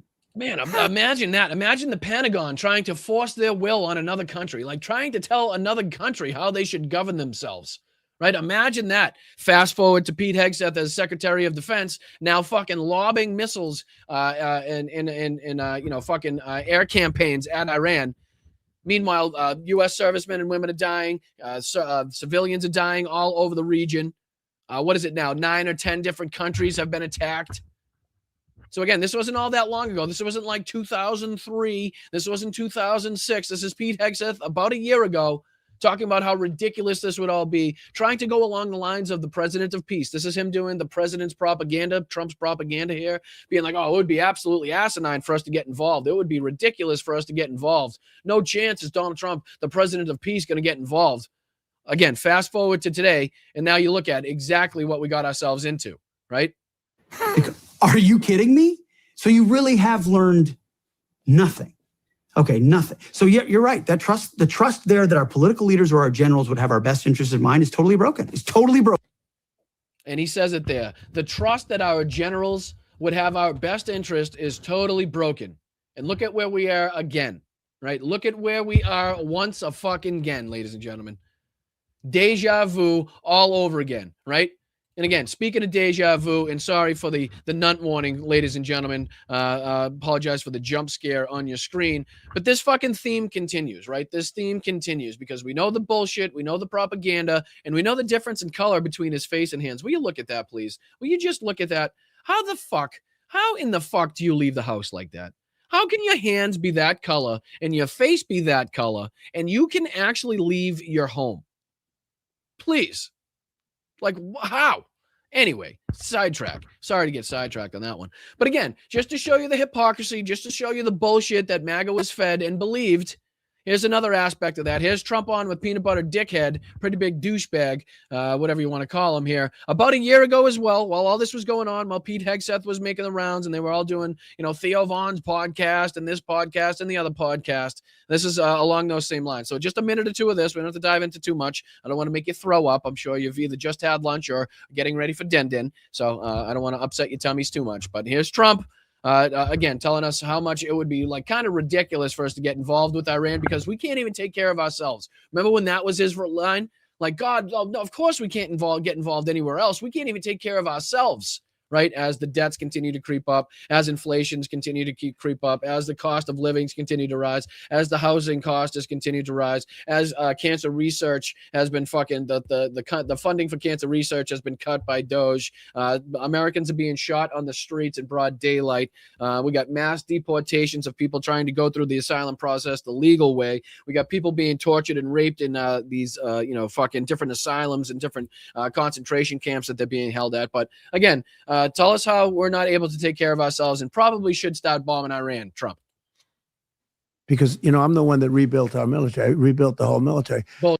Lies upon lies. I'm going to let him talk for a minute. I'm going to grab a quick drink and we'll call out the bullshit when I get back. This only goes on for about 30 seconds. And part of what I rebuilt is the nuclear. And I hated to do it, but we had to because China has it, Russia has it, et cetera. But I know more about nuclear than anybody because... and I can just only tell you this, the power is obliteration, okay? It's not I always say it's not two army tanks running around What's each going to other. happen to Iran with you by the end of your administration? I'm not asking I would like to tactics, see I'm just- Iran be very successful. The only thing is they can't have a nuclear. Did he already say that he knows more about nuclear than anybody else on the planet? Did I miss that part? Because he does say in this that he knows more about nuclear than anybody else on the planet in this case. And they Are just- you okay with the same administration and way of governing states, or would you like to see it go back to the 70s when Shah's was running it and Iran was one of the top 3 countries look, in tourism? Yeah, we can't get totally involved in all that. You know, I mean, Yeah, we right. can't run ourselves. We Let's can't face run ourselves, guys. We can't get totally involved in what happens in Iran and the Middle East. I mean, we just can't get involved in that. We would just never send over a couple battle groups, a couple aircraft carriers, thousands of our troops, and just start bombing away at Iran, knowing that they were going to retaliate against our bases and our allies in the area. It's just something that we could never fathom. We wouldn't ever do that. But now that the Epstein files has come out, now that it's become a big fucking problem in Donald Trump's campaign as far as trying to combat his, involvement with Jeffrey Epstein, now all of a sudden it's like, okay, maybe we should do that. Maybe that should soak up a couple of the headlines for a couple months. Maybe we could, stop talking altogether about the Epstein files. Maybe that does sound like a good idea. But you see how these been, all the MAGAs have been lied to. And I know this is something that you knew was bullshit. I understand that this isn't for you guys, but I just want to reiterate as to the rhetoric that MAGA bought into as we go into the influencers that are now basically doing a 180 and now justifying this whole action. Let's face it. Sure. Patrick, we can't run You ourselves. put sanctions, that's going to, they don't have, the people are going to turn and flip on them. It's not going to be I think if you would When have I gotten handed it reelected- over, I told them, right now, make a deal with Iran, they'll do anything. They want to make a deal with me. Had that election not been rigged and stolen. Oh, and he's back to that as well, too. That's probably a good segue. Throw this on the screen. This was Donald Trump 18 hours ago. This is America's elections are rigged, stolen, and a laughingstock all over the country all over the world. We are going to fix them, and we won't have a country any longer. I am asking all Republicans to fight for the following. And then he goes on to talk about the Save America Act. But is this along the lines of him, declaring a state of emergency, declaring martial law so that we don't have elections? I mean, we all remember when he sat, who was it? I believe it was with Zelensky, right? Let me see if I can throw this on the screen. He was sitting with Zelensky talking about how there were no elections. Zelensky, Trump, we'll pull that up. Elections.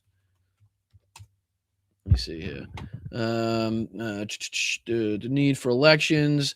Not sure if I'll be able to find it quick enough, but there's a moment where he talks about, using war as a reason not to hold elections. Let me see if I can pull this up. Hello and welcome to Verified Live. And we start with the war in Ukraine as Donald Trump continues. Let me see if they pull up his rhetoric here or his comment. A long time. It hasn't been doing particularly well. Yeah, I think it's time. I think it's an important time to hold an election. They're using war not to hold an election, but I would think the Ukrainian people would, should have that choice. And maybe so they're using war to not have elections. And again, I don't know if they show it in this actual video here, but he goes on to talk about in the Oval Office basically how he would be willing to say, hey, maybe I'll just have a war. Maybe I'll just go to war and we'll just stop having elections. We won't have elections here. Maybe I'll use that playbook. Maybe I'll use that policy, right? I apologize. I can't find it quick enough here, but for the sake of time and not to waste your time, I'm sure you guys remember the clip that I'm talking about. But this is right along those lines, ladies and gentlemen. This is right along those lines. Donald Trump saying, hey, America's elections are being rigged and stolen. Maybe the fact that we're at war and maybe the fact that they're being rigged and stolen, we need to have a state of emergency. Maybe we should kind of confiscate all of that and maybe no more vote-in mailing and, mail-in voting, or anything like that. And then he also talks here about the munition stockpiles. This is something people are referencing. The United States munition stockpiles have, at the medium and upper medium grade, never been higher, whatever the fuck that means. As was stated to me today, we have virtually unlimited supply of weapons. Wars can be fought forever. Again, acknowledging the fact that it's a war. And basically, the word that we don't want to hear anytime it comes to a war, talking about forever wars, quite literally using that term about speaking about our capabilities and how long we can continue this mission, which are better than any other country's finest firearms. At the highest end, we have good supply, but are not where we want to be. Much additional high-grade weaponry is stored for us in outlying countries. Sleepy Joe Biden spent all of his time and our country's money giving everything to P.T. Barnum Zelensky. So again, Zelensky catching strays here. And again, Donald Trump doing more damage to our allies as he's fighting Iran, who is known for its partnership with Russia, who is currently in the midst of a full-scale invasion in Ukraine. So again, try to make sense of all of this, right? We're attacking Iran, but he's also attacking Zelensky, calling Zelensky P.T. Barnum here. So catching strays when we're trying to, again, the whole thing is just fucking nonsensical. It's ridiculous. It goes to show that with every word that he speaks, there's no plan, there's no coordination, there's no bigger picture, there's no, widespread plan on the world stage in case this, that, or the other thing happens. There's no plan A, B, or C. This is just fucking, shooting from the hip. Whatever happens, happens, and hopefully it's good for us. And it's ridiculous to think that we're currently involved in this situation. But again, catching strays here. He says, and while we gave so much of the super high end away for free, he didn't bother to replace it. Fortunately, I rebuilt the military, yada, yada, yada. A bunch of absolute nonsense and bullshit. Let's see if there's anything else that he's been talking about and posting lately. Something about Melania, yada, yada, yada. Let's see. Last thing he posted was, effective immediately, I've ordered the United States Developmental Finance Corporation, the DFC, to provide a bunch of bullshit. And then he keeps retruthing this, the munition stockpiles tweet to make sure that everybody knows that we can go to war for forever, in case you're wondering how long this is going to last. But all right, we go on because this is a thread on Twitter I've been dying to get into, because this blatantly shows the hypocrisy of these assholes, or at least a few of these assholes that we can put together here. The people that were quite clearly calling out and saying things when Joe Biden or Kamala Harris were running that don't quite line up to what they're saying just now.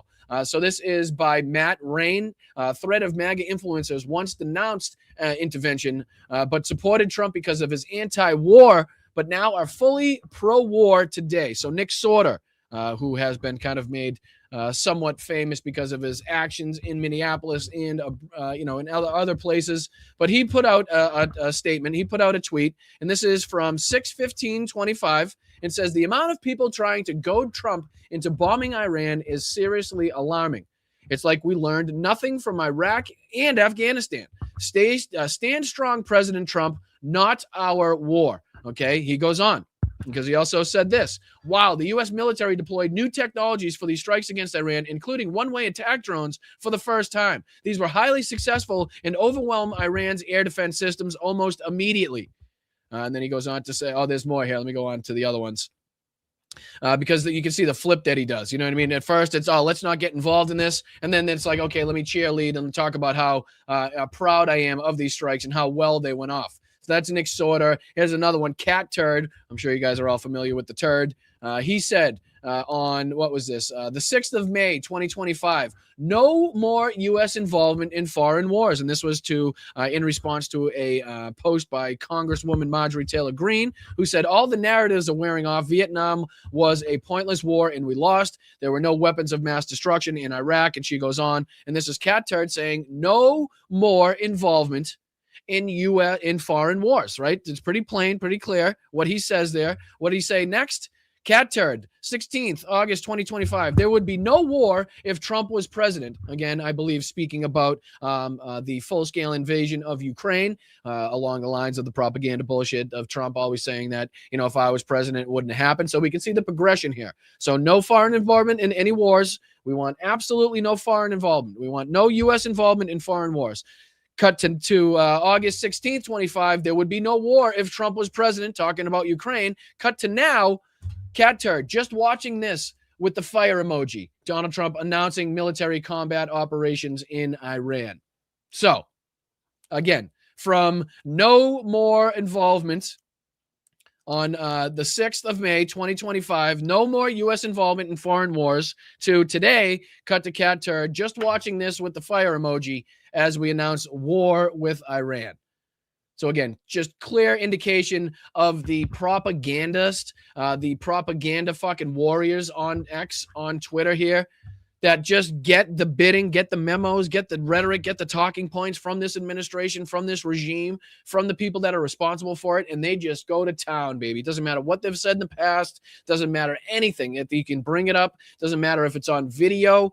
Doesn't matter. It doesn't fucking matter, because if you can just kind of toe the line for this regime, toe the line in any way, shape, or form, you'll get paid for it. Because apparently Nick Sorter is getting something like $300 a tweet. I'm not sure how much Cat Turd is getting, but you can be sure it's probably a good amount considering how many times they're bullshitting on there. It goes on here because here's number 3. Not sure who Bubble Bath Girl is. I have seen this Paul Sizpula before on Twitter as to why his name is Bubble Bath Girl. We're accepting over here. I'm just going to say we are really accepting over here on the left. I'm not sure if that is Lindsey Graham affiliated or what. I'm not going to say, but we are very accepting here over here on the left. I'm just going to say. But this is Paul talking about Kamala Harris. Kamala said that President Trump would get us into a war with Iran. She was projecting like usual, says Paul, again, trying to get people to believe that Donald Trump was the president of peace and that if you voted for Kamala Harris, it was going to be for sure going to get into a war with Iran, right? Cut to Paul now. During his strong 2026 State of the Union address, President Trump warned that he wouldn't tolerate Iran having nukes. One thing is for certain, I will never allow the world's #1 sponsor for terror, which they are by far, to have a nuclear weapon. Trump is the man of his word. He is a man of action. So again, oh, holy shit. Oh, thank you. Oh my goodness. Machine Tool. Unbelievable, dude. Thank you so much again. Not only for another unbelievable. Unbelievable. I'm trying to go back because I think there was another one in there too. I see this one. I see the other one. You've just been incredible. Oh, looky, one-way drones. That is so 2022, right? I mean, you can tell how they're trying to use this as justification, and even they don't know what they're talking about. So Machine Tool, thank you so much. Not only for that, but obviously for this incredibly generous super chat. Just amazing, the generosity that you're showing here. No, this is showing off, but the daily limit is 500. I appreciate that. I've never had the ability to even reach that daily limit, so I did not know that. You learn something new every day. So, but Machine Tool, thank you for your generosity, for your contributions here, for keeping this show running. I really do appreciate it. The chat appreciates it. The family, the community here appreciates it. I wish there was more verbiage that I could come up with to express my gratitude for you, my brother. I really do. But I think you understand to a certain extent how much I appreciate you. So thank you, dude. Very much appreciated. And we go on here to continue to call out the hypocrisy of these idiots. Is there another one here by Paul? No, it goes on to another one. So we go on to number 3. Number 3 here is 4th of July, 365. Not really sure who this was. Obviously just a generalized MAGA account. And this is what they had originally said. Billions spent on war while our veterans starve and struggle. Make it make sense. That was on 7/18/2025. Cut to now. We have now entered the phase of Trump's presidency where Democrats take sides with an Islamic dictatorship, right? So again, not only excusing what's going on, but trying to make it seem like he wasn't against war happening. He wasn't against any of this action take place as we have veterans, again, homeless and dying on the streets of our country.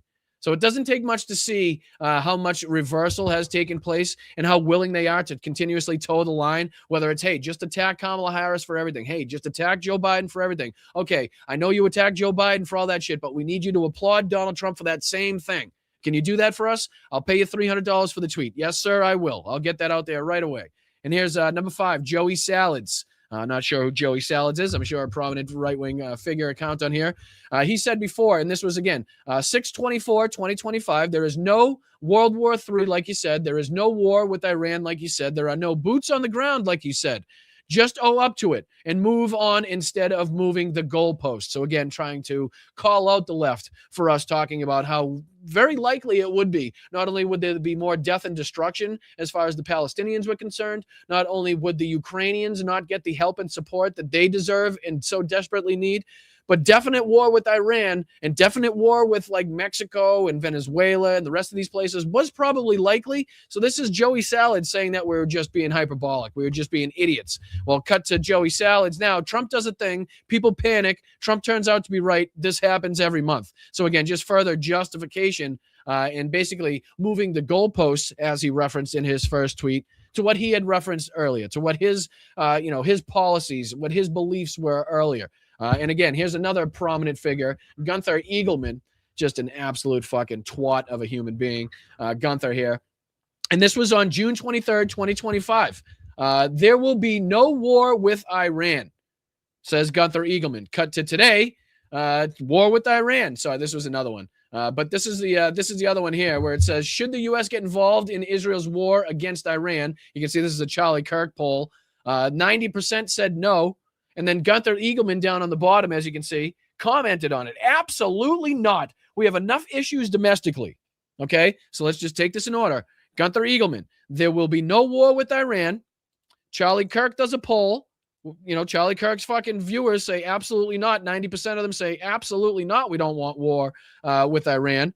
And then Gunther Eagleman decides to comment on 6/12/2025. Absolutely not should we get involved. We have enough issues domestically. And then again, cut to today where he says, people mad about the strikes on the Iranian terrorists, Ilhan Omar, Rashida Tlaib, Thomas Massey. Somehow left himself out of that, though. Didn't list himself because he probably, with his past tweet, could have listed himself, considering he said there'd be no war with Iran. And then he said, absolutely not should we get involved because we have enough issues domestically. But then here doesn't seem to list himself, which is quite strange. You would think, oh my Jesus H. Christ. Machine Tool, you are too much for me to handle today.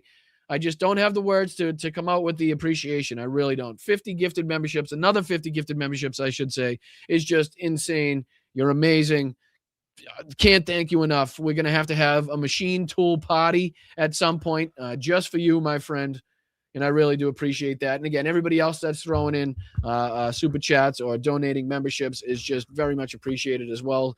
Deb will be getting and reading to those at the end of the show. Just can't thank you enough, Machine Tool, and the rest of you guys for keeping the show going, for your generosity. It means the world. It really does. And these huge contributions here go a long way to showing YouTube and attacking the old algorithm and letting them know that people are engaged and like what they're watching here. So again, please make sure we're reaching out to Machine Tool if you haven't yet, and just thank him for his unbelievable generosity in keeping this show going. So very much appreciate that, man. Again, like I said, I wish I had a bigger vocab to accurately describe and depict my appreciation. But we go on here because here's number 7. As we continue down the list of MAGA influencers that have changed their tune as far as this war is concerned. This is Harrison Fields, who says, no new wars under Trump. 0 new wars under Harris, increasing daily, right? And then I don't know how that's going to go on, because now he says it's almost as if taking bold and decisive actions against a nation responsible for the death of Americans, our allies, and who is hell-bent on committing more atrocities, doesn't require political consideration of the impact on elections. This is real leadership. The clear and decisive change in his stance, right? Could we not say this exact same thing about Ukraine, right? Could we not take decisive and bold action? Should we not take decisive and bold action against a nation responsible for the death of Americans, our allies, and who is hell-bent on committing more atrocities? Pretty sure we could use that verbatim, word for word, on combating the bullshit, the nonsense, and the fucking war crimes of the Russian military. But again, not what he had to say beforehand, because he was really quick to point out new wars under Trump being 0, right? That's like having somebody die on the job site and then the very next day pointing to the sign that says 0 days since somebody, since our last injury, and being like, hey, we got one at least. At least at the end of the day, we'll have one. Like no, the guy just died yesterday, you asshole. Like, can you fucking give it some time? Like, that's what he's doing here. That's exactly what he's doing here. But, just to show, again, the continuous fucking change of the goalpost, moving of the goalpost is Laura Loomer, right? The Democrat Party is the party of war. Bomb Iran. Like, that's, how do you throw those into the same category, right? How do you know that both of those things are now posted onto your account at the same time? The Democrat Party is the party of war. Also, bomb the fuck out of Iran. This is like Jimmy Dore. There's a lot of Jimmy Dore videos that we could pull up in which he talks about, Donald Trump is he's the president of free speech. He's going to be the pro-peace president. It's amazing that I now go to the Republicans for pro-peace. Well, how'd that fucking turn out, Jimmy? How'd that fucking look for you, huh? How's that going? Going well? I don't think so. And it goes on here because shout out to Scott, who after saying a woman president would get us into a war with Iran, now says he won't be distracted by today's war announcement. See how this works? So this is a meme that he posted. Scott Pressler, if you don't know who Scott Pressler is, he is the ultra feminine supporter of Donald Trump that goes out there and tries to register people. I think he's affiliated with Pennsylvania. He wears the ridiculous cowboy boots and supports people that definitely want him dead. Anyway, that's Scott Pressler. But he says this is more relevant than ever. And he posts this little fucking doohickey here. It says, Mom, I'm scared. I don't want to go to war. Honey, quit being selfish. I want a woman president, thus making fun of the fact is if we were to elect a woman president, we would no doubt find ourselves in a war, either with Iran or elsewhere. And now what he's saying today is don't get distracted by these meaningless wars all over the place. Staying singularly focused on Save America Act, okay? So basically just saying he's not going to pay attention to it. Yes, I concur. I concur, Machine Tool. He is just in the, you know, let me see it. Jimmy Dore, just for you, since you deserve it. Jimmy Dore, Dems, Party of War. Let's see, because there's a couple clips. I know we've played them on the show before. Let me see here. There's a couple like short videos, short clips that we could play. Is it this one? Let me see. I'll throw this one on the screen here. Let me see. I think it's one of these ones, if I'm not mistaken. If Fox News site works. Does it work? Work. All right, here we go. Does it work? Does Fox work? Probably not. Come on. Any day now. Any day now. Just play. Looking at the wheel of death here. Because it says here, Democrat Party is pro-war party by Jimmy Dore on with Fox News, but it's probably not going to let me watch it, considering Fox News sucks the donkey dick. All right, let me see if I can find another clip. There's got to be another clip. Jimmy Dore. There's a bunch of them. Holy shit. But I don't want to play the full. I just want like the clip. You know what I mean? I just want the clip. Yeah. Is this it? Let me see if this has to do with it. Of course, it's Fox, so it probably won't play. Why? I don't understand that. Just does not want me to watch anything on Fox. Not that I give a shit. Not that I'm like too upset about it, but why would it not play? Kind of confused on that one. Play. All right. It's not going to do it. Not going to do it. But anyway, I think you guys know what I was talking about. Jimmy Dore quite clearly doing the bidding of Donald Trump. Is this one of them? Let me see. Well, you just came back from the DNC, which must have been exciting, seeing our democracy in action. Talk about what you saw. I know you were outside the hall doing a lot of reporting. It was nothing like 2016. It was like, as I described it, as being at a Stepford Wives convention. There was no talk about policy. Nobody cared that there was a rigged primary. Nobody cared that Kamala Harris didn't receive one vote. They didn't even feel like they had to do anything about it. I'd had delegates repeat back to me, well, there was a process and we followed the process. Yeah, but that's not democracy. That's the donor class installing Kamala Harris, because let's remember, she was the first choice of the... So again, you can see the bashing that Jimmy was on as far as before and leading up to the election of Donald Trump. I'm really mad that the Fox News isn't working, because that's the clip that I wanted to show you. Let me see if they do short clips, short videos. Maybe that'll take me to somewhere else. Let's see here. Jimmy Dore on what really started the war in Ukraine. Nope, not that one. Jimmy Dore blasts the popular notion that there's any Democrats are brainwashed. Let me see. Was it this one?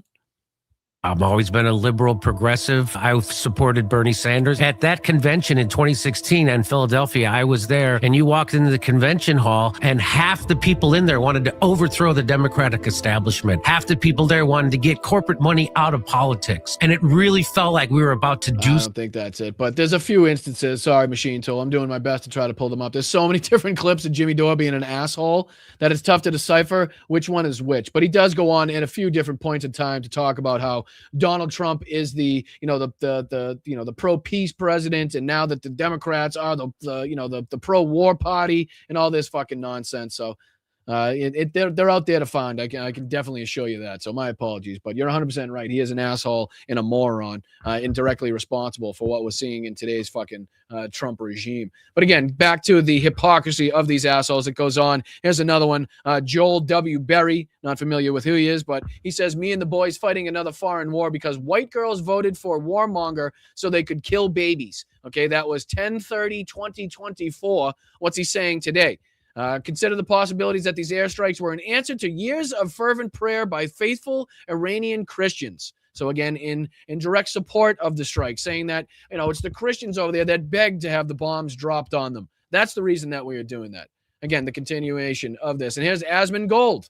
another prominent MAGA right-wing figure that has been seeing an uptick in popularity lately. This is the cockroach dude, for lack of a better term, in case you don't know him, the guy that was known for having cockroaches around him and sleeping in like bottles of piss and like shit and stuff like that at his mom's house. That's the guy somehow. We're struggling to get to 20,000 subscribers. Meanwhile, this guy's smoking it. Got millions. Don't ask me how. Believe me, get us to 20,000, get us to 50,000, get us to 100K so we can beat people like this asshole. Come on.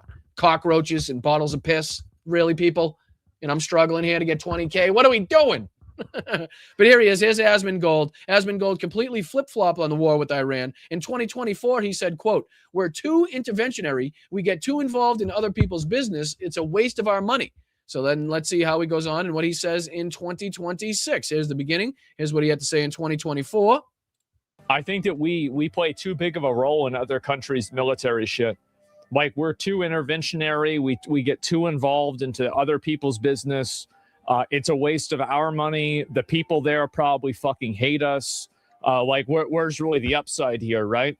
So again, a somewhat based take there. Now cut to 2026, where he's getting his bread buttered by the MAGA base, where he's consistently getting right-wing viewers that are flocking away from Donald Trump, flocking away from Nick Fuentes, and wanting this, like a separate subsection of MAGA degenerates to hold on to. Are now flocking to people like Asmongold and the rest of these fuckheads like Candace Owens. So let's see how the rhetoric's changed, and let's see how, the money flowing in, which we don't get here on the left, has changed his stance, has changed his rhetoric. Because this is exactly why I say I don't want corporate sponsors. I don't want to talk to fucking, ad sponsors or anything like that. Because once you start doing that, once you go down that fucking route, then God knows how much they have an effect on what you say or don't say, or what you cover or don't cover. Right? And I don't want that. I want you guys to be my judge and jury. I want you guys to determine how well of a job I'm doing in all of this.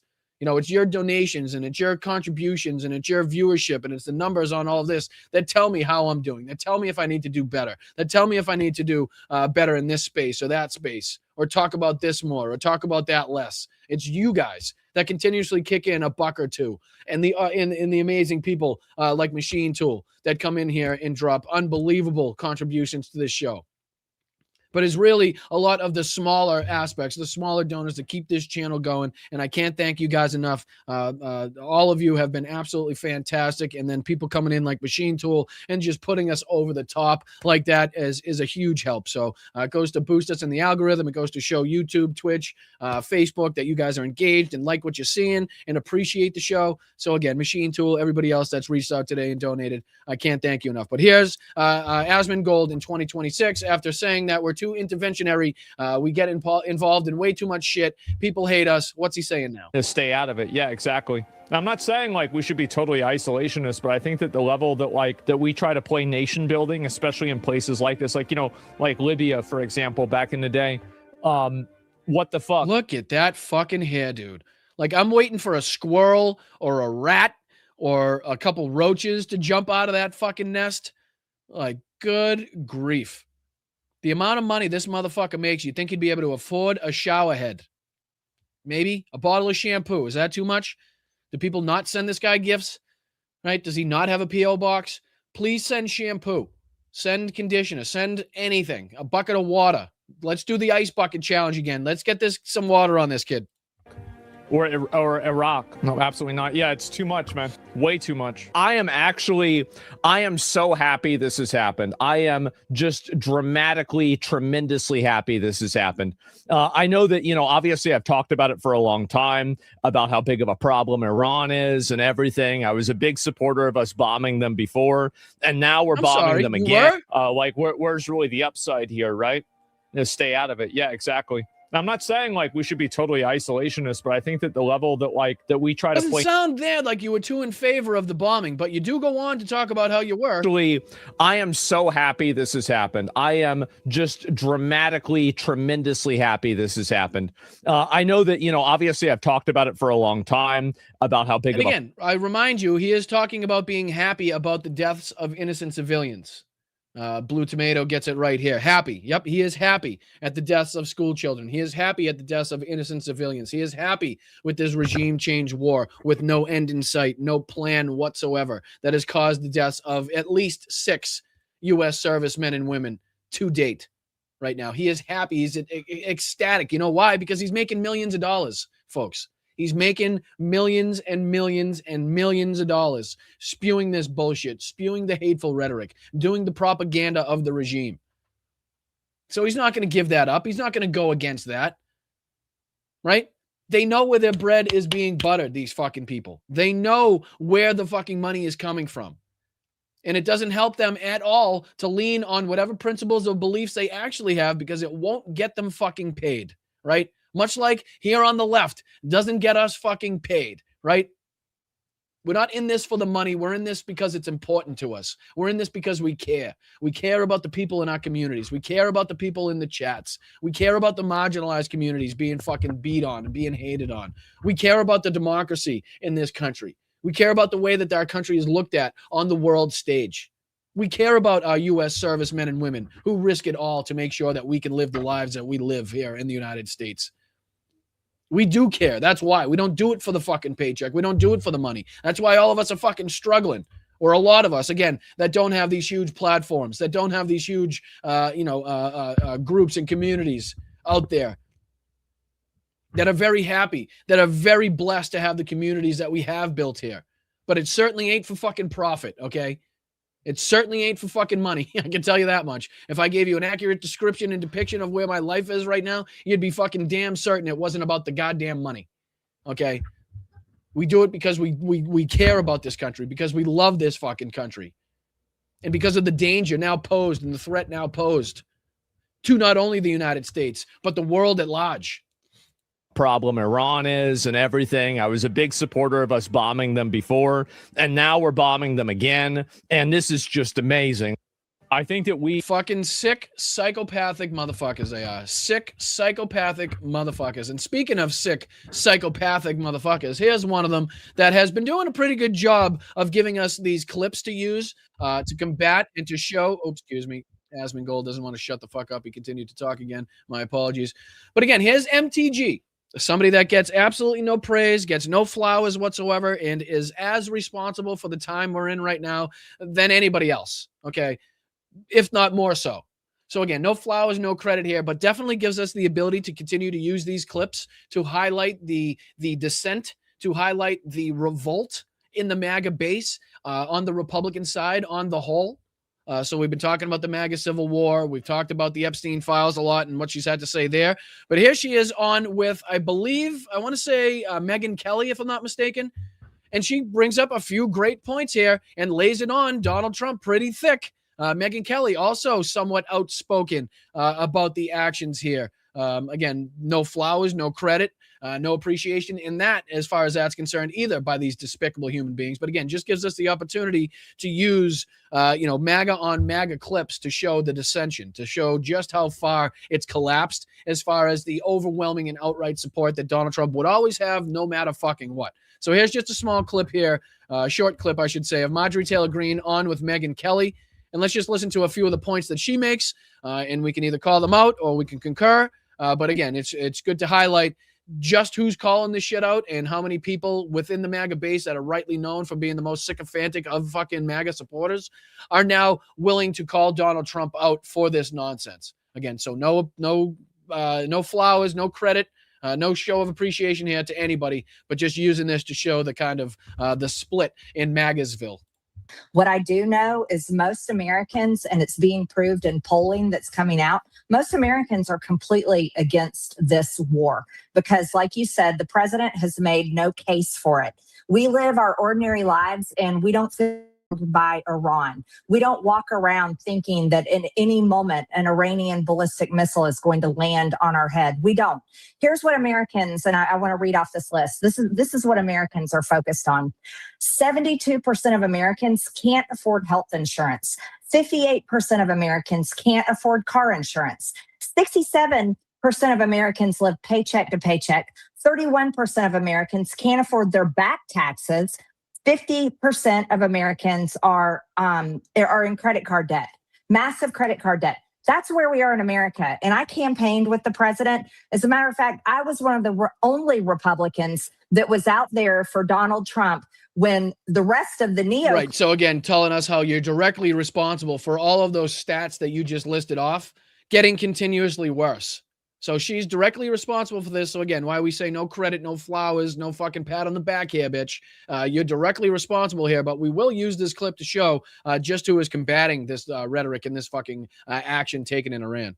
By the way, that are just cheering him on now, had abandoned him and were trying to beat him in a primary and stop him from being president again. I was out there on the front lines for Make America Great Again. And Make America Great Again was supposed to be America first, not Israel first, not any foreign country first, not any foreign people first, but the American people first in our problems. And God bless the Iranian people.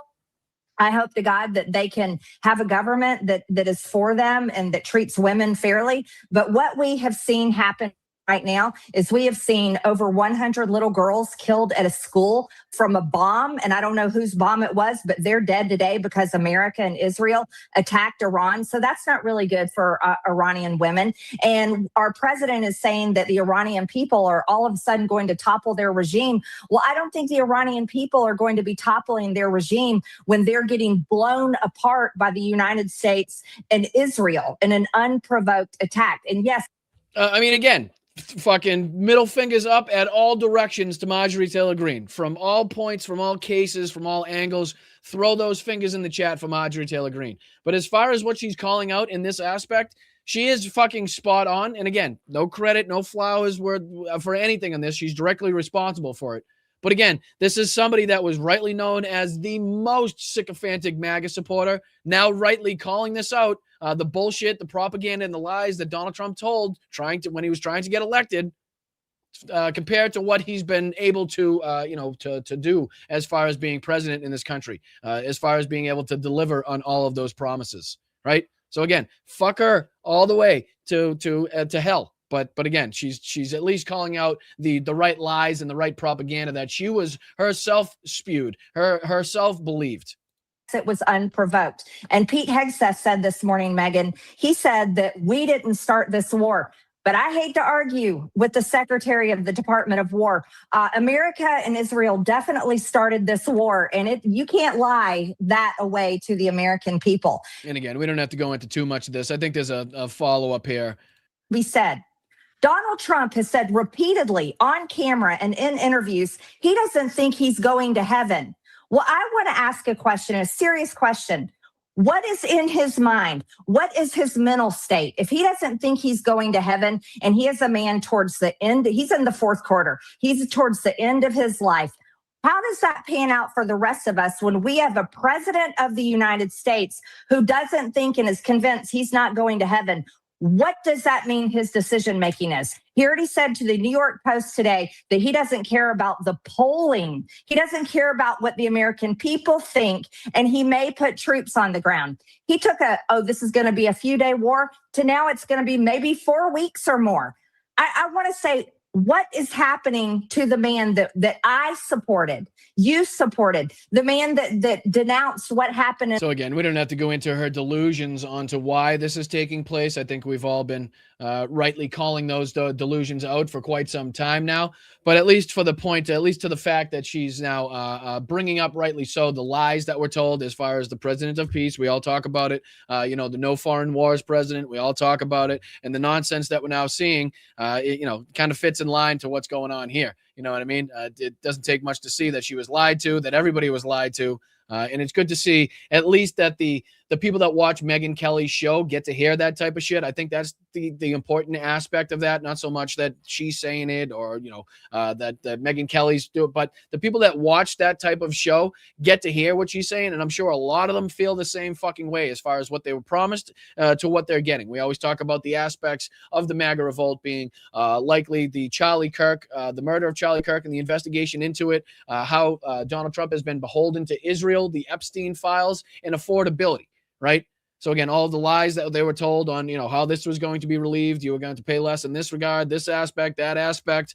So those have all been fucking building up as far as, frustration and outrage by people that actually did support and do continue to support Donald Trump. So that's why we bring up those clips. That's why it's good to use. The man that said no more shut up. foreign wars, I didn't tell you no to more stop regime talking. change. Bullshit. Promise it on Shut up. You talk when I tell you to talk. All right, again, but to go on and to show you that a lot of these people are having a tough time selling it to their audience, right? Here's Benny Johnson, well-known Russian propagandist, well-known taker of Russian rubles from the whole tenant fucking media aspect, the whole tenant media scandal, blatant propagandist for the fucking Trump regime, will do the bidding at all costs, no matter what. Well, listen to his tone here. Listen to his tone on how he's talking about this fucking this war and trying to sell it to his podcast. Listen to how he's trying to sell it to his viewers. And he sounds really down and out. He sounds really, really like, I don't know, like somebody just kicked his dog. Something like, just listen to him. We are the ones doing the attacking. Trump saying that they've sunk effectively all of the Iranian fleet. U.S. air bases, though, are hit in Qatar.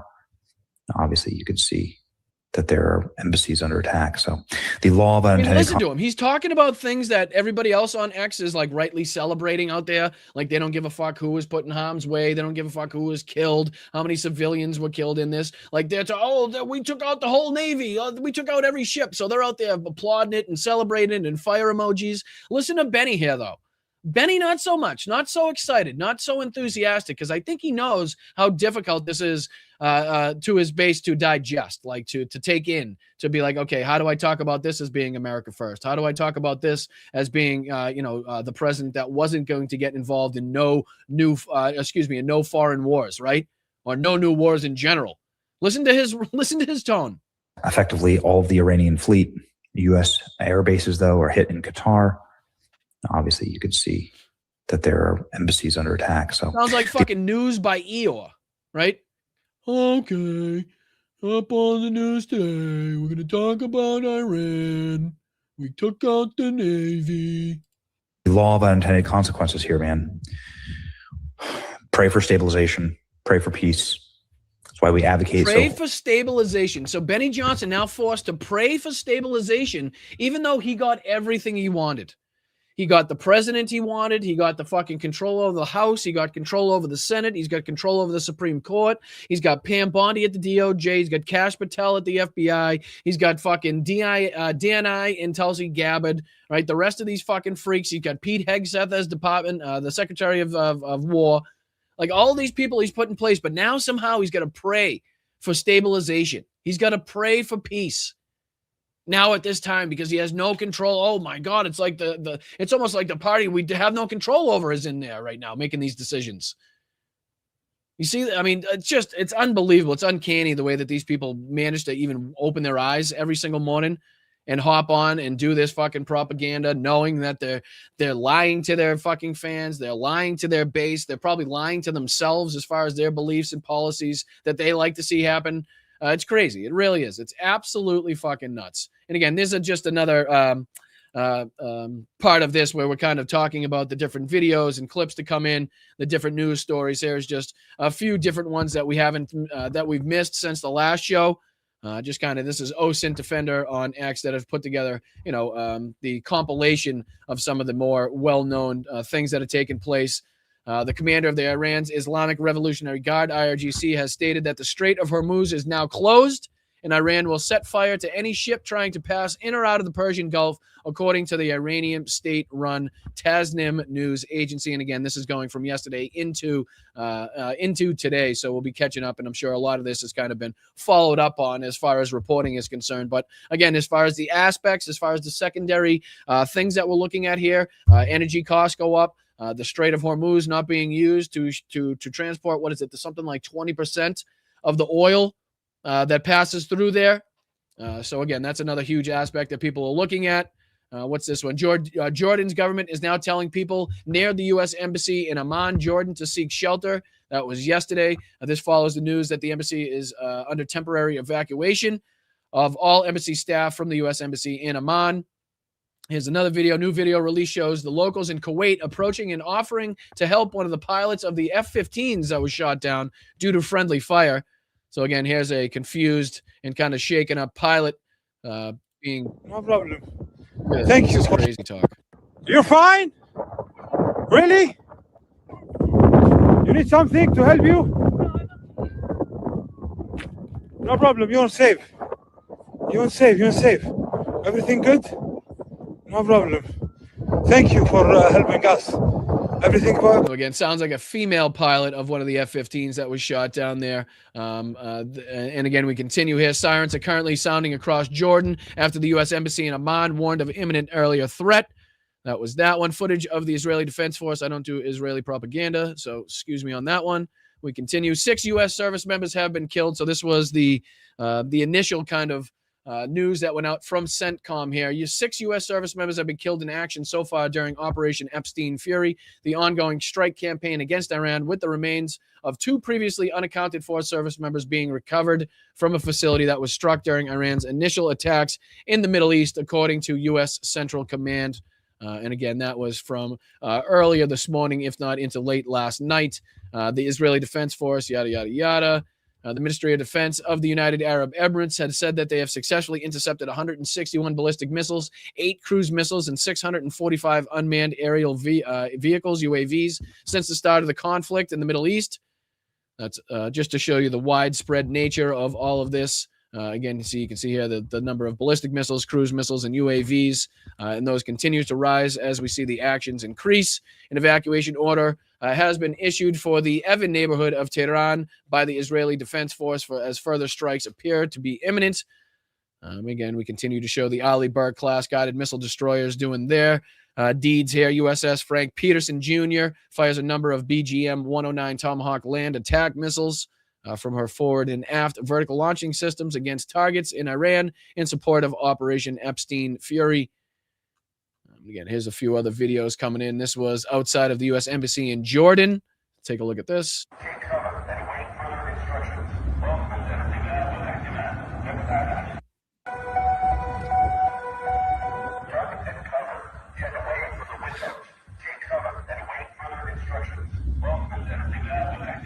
So you can hear the radio announcement going off there, telling people to seek shelter, to hide in place there. What else do we got? What else do we got? Did I somehow just go on to something that was... Hold on. How did I just do that? Oh, okay. Yeah, I did. I went back too far. These are high-resolution satellite images captured Monday, showing the aftermath and damage caused by several strikes yesterday by 1 Iranian one-way attack drones on the Saudi Aramco oil refinery in Ras Tunura. Saudi Arabia is the largest oil facility on the Persian Gulf. Again, just depicting more of the instability surrounding kind of the oil aspect of this whole thing, the prices of energy, the gas costs. Here's another few pictures of that, the destruction you can see there. Clearly being still put out there. You can see the water still being sprayed, it looks like there. We continue here. Per CNN, the U.S. service members who were killed in an Iranian strike were in a trailer that was part of a larger temporary operations center in a civilian port in Kuwait. It goes on here. This is in the locals in Iraq discovered a Shahed drone, which is confirmed to have been used recently by Task Force Scorpion strike during U.S. attacks on the part of Operation Epstein Fury. Just crazy shit coming out of these. The headquarters of the Islamic Republic of Iran broadcasting in Tehran has reportedly been targeted and destroyed by strikes from the Israeli Air Force. Reports now of an explosion in Cyprus. There's another one. I think that's a new report there, possibly by another Hezbollah suicide drone attack. I know that Israel had been attacking Hezbollah sites in Cyprus, which I believe was what was the New York Times was referencing in their kind of expansion. 18 American service members have been seriously wounded so far during Operation Epstein Fury, the U.S. military's ongoing strike campaign. So again, above and beyond the 6 dead, we do have some obviously that have been seriously wounded, in which their lives will be forever impacted by this Anyway, that we need to continuously think about. According to the White House congressional memo, Republicans said that 49 Iranian regime decision makers, including Khamenei, were killed in the opening joint U.S. strikes. Again, that points to Donald Trump's confusion in the list and who he wants to see take over, considering he says that all of them have been killed. Here's some more video footage showing claims to show surface-to-air interceptions attempting to combat an Iranian ballistic missile attack earlier tonight in Muwafaq. Sounds like I'm swearing, but I'm not. In Jordan, one of the interceptions likely from a U.S. Army MIM-104 Patriot surface-to-air missile battery appearing to malfunction before slamming into the ground and causing power outage in the nearby town of Azraq. See if we can take a look at that.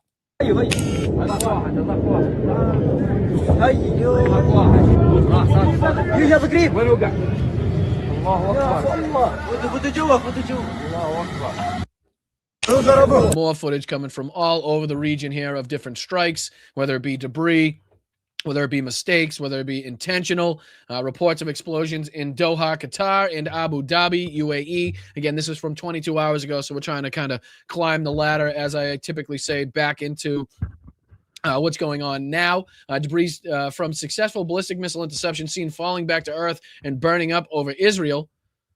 There's been a few of those videos to go out here. Here's another one where several of the Iranian ballistic missiles that were downed over Israel appear to have been medium-range missiles equipped with cluster munition warheads, which were previously used by Iran's Islamic Revolutionary Guard during strikes last June. Here's that video. You can see those quite clearly going overhead there. Let's see here. We continue on. This is from 22 hours ago. More ballistic missiles fired north at northern Israel by Iran. Ben Gurion Airport in Tel Aviv. Israel is set to reopen. That was 21 hours ago. During Iran's latest rounds of strikes against their Gulf state neighbors, footage shows a Patriot battery engaging incoming missiles with at least a dozen interceptors amidst a barrage of missiles in Qatar. Let's see if we can take a look at that.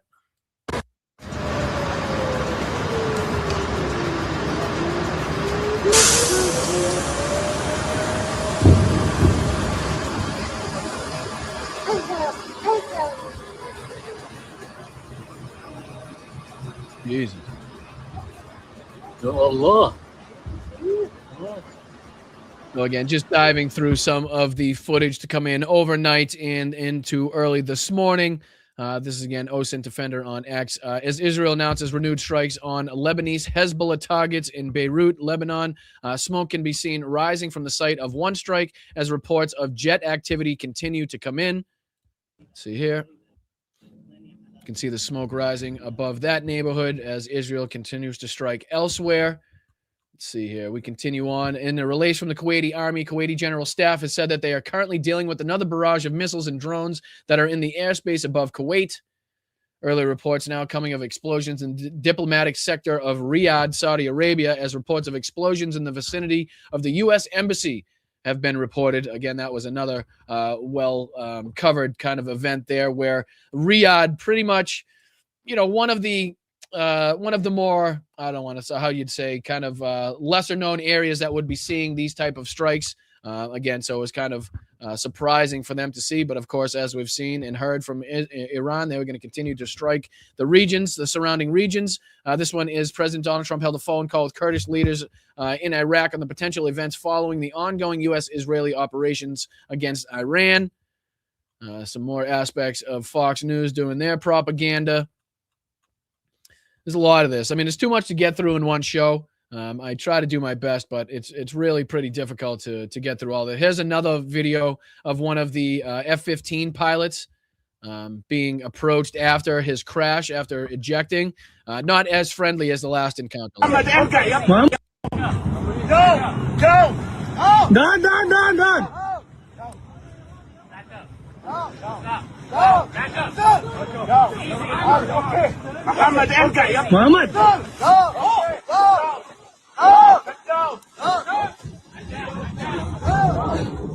So again, here you can just see the confusion between everybody. They don't know who's friend, who's enemy, who's foe, who shot down why, who shot down who. Again, everything in this area is just pure chaos at this point. Again, without the an end goal without a clear determination of what the hell this is all about in the first place. And it's awful difficult to have these allies in the surrounding regions have any ability or have any idea on what to do next. So again, that's a large aspect of what we've been covering here. What else goes on? What else has been going on? There's some more information coming out about the officials have now confirmed that this past weekend, the U.S. Marines assigned to Marine Corps Embassy Security Group based out of the Marine Corps base Quantico, Virginia, had indeed opened fire on a crowd of rioters. We showed this on the last show that were attempting to storm the U.S. consulate in Karachi. At least 10 rioters were killed during the incident, while dozens of others were injured. With it initially believed it was the gunfire that originated from Pakistani security forces, now being determined that it was the Marines on site that indeed opened fire. And again, 10 rioters were killed, just to show you the ongoing destruction and actions that are taking place secondarily to the attacks in Iran. There's another one that we were covering. Here's just a little bit of that. I don't know why it stopped.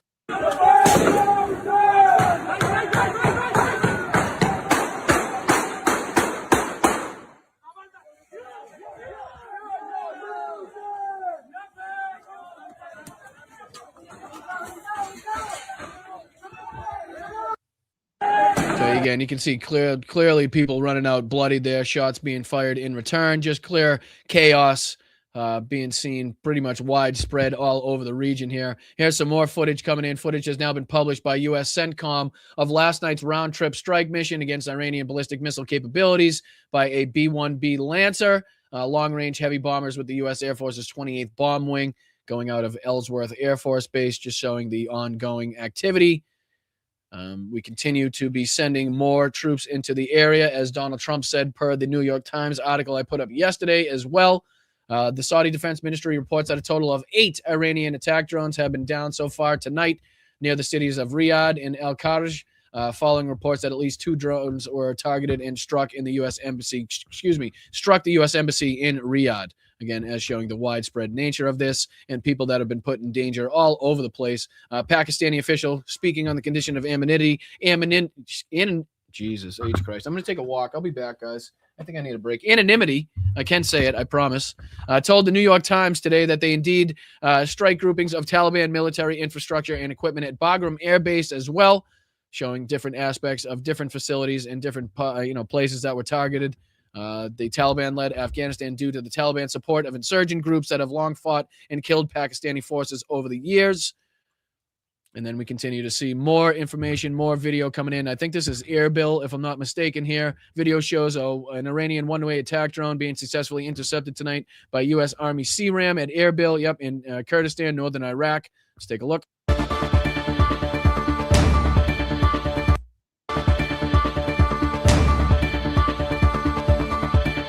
That was low too, huh? That was low. That was like a last second interception right there. We continue on though. Shit, am I over time? What time is it right now? Am I 21 minutes over? Holy shit, how did that happen? When did that fucking take place? All right, we'll continue. If I'm over, I'm over. I might as well fucking continue now. My apologies. My fault. Jesus Christ. I don't even know how that's possible. Anyways, we'll continue. Again, some more aspects coming from this. According to CBS, citing 3 U.S. military officials with knowledge on the matter, the makeshift tactical operations center at Shuaiba port, where U.S. service members lost their lives in an Iranian drone attack, lacked adequate force protection measures and more were requested but never came. Again, to show you the lack of care, the lack of support, the lack of basically the lack of attention given to these areas that we knew were going to be struck in retaliation, that we knew were going to be put directly in harm's way, knowing that the Iranians had said so. But this says that they lacked adequate force protection measures and that they requested more, but it never fucking came. And this is the exact moment, the exact place in which the 3 U.S. military officials with knowledge on the information are saying that the service members lost their lives in the Iranian drone strike there. According to CBS's news, T-walls shown below were the only form of protection around the operation center, according to one source. While Kuwaiti batteries were in the vicinity, no U.S. counter-unmanned aircraft systems or counter-rocket artillery or mortar CRAMs had been dedicated to the vicinity, and it's unclear if Kuwaiti batteries engaged the incoming threats. And you can see here just the basic kind of concrete infrastructure, concrete structures used as protection. As far as lack of air defense capabilities, lack of support here by any other defense measures that could have been used to save and keep these service members safe, knowing what was going to take place, right? It's not like this was a guess. It's not like we had to be like, are they going to strike in retaliation? Will they not? No, they said damn sure that they were going to take out and be looking at all of the U.S. bases in the area, very first and foremost, as places that they can retaliate and strike, right? Here's another one. Here's Bloomberg is reporting that an oil facility in Fujairah, the United Arab Emirates, is on fire after debris from an intercepted Iranian drone crashed on the property. And again, this will go and lead to more instability as far as energy and oil costs are concerned. We've seen the rise in prices already. We've seen the shipping stop as far as the Strait of Hormuz. So here's just a little clip of that. So you can see the thick, heavy black smoke. Big fireballs taking place in the background. And allegedly, that was because of, did that say because of debris? Yeah, it says United is on fire after debris from an intercepted Iranian drone. So obviously you can see the dangers posed by these drones, even if they are taken out, even if they are shot down, even if they are intercepted. People are still obviously in danger in the ground. What's this one? Video shows Iranian one-way attack drone slamming into the port of Duqm. Excuse me if I'm mispronouncing that, in Oman this morning, as Iran continues to launch both drones and missiles at Gulf nations and in countries across the Middle East. Let's see if we can take a look here.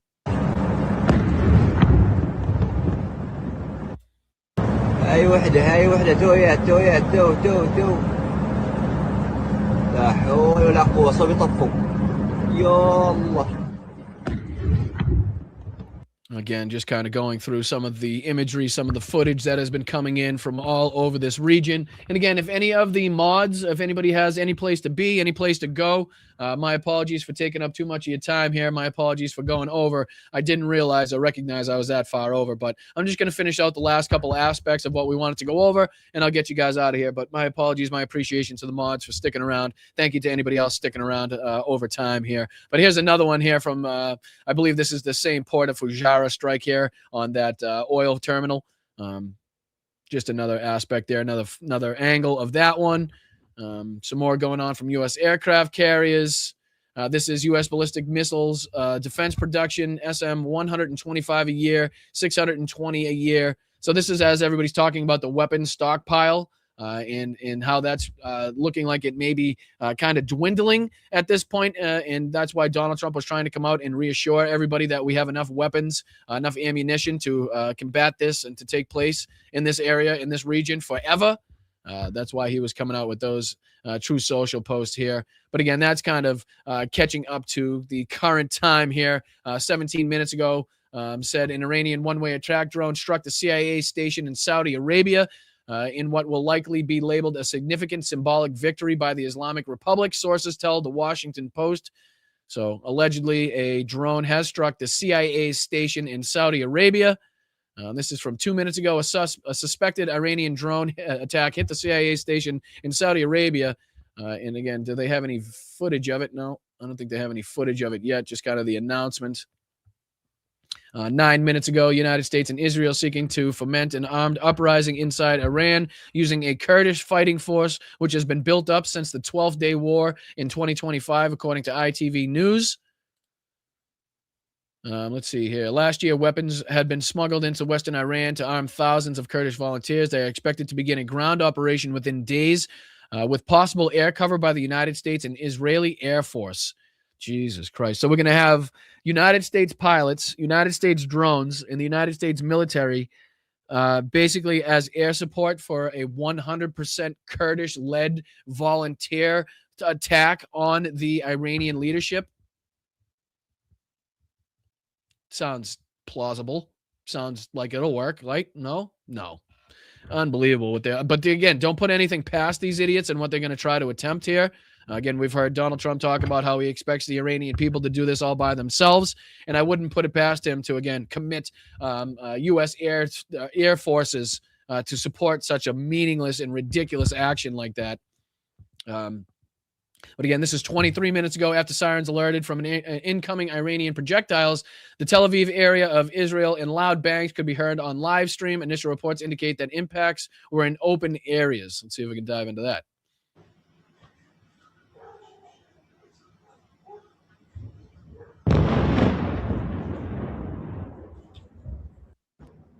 So again, that's over Tel Aviv, Israel, showing that the effectiveness of the Iranian counterstrikes continue here. Let's see here. Anything else breaking? Iran's Assembly of Experts has chosen Mojtaba Khamenei as the Islamic Republic's third supreme leader. He succeeds his father, Ayatollah Ali Khamenei, who was assassinated by Israeli airstrike on Saturday morning. That continues. But again, as far as what the actual presentation is going to be here and what's going to continue, and if there's any moves to make, I'm sure we're going to be able to keep you updated. But this says Mojtaba Hosseini Khamenei, an Iranian politician, cleric, and the eldest son of Ayatollah Ali Khamenei, has been elected the next supreme leader of Iran under pressure from the Islamic Revolutionary Guard Corps, according to the Iran International. Again, I had read something that the Ayatollah had basically done away with and said he didn't want the leadership passed down through bloodline. I could have been mistaken on that one, or again, just the extreme circumstances of this kind of led them to go against those kind of wishes as that's concerned.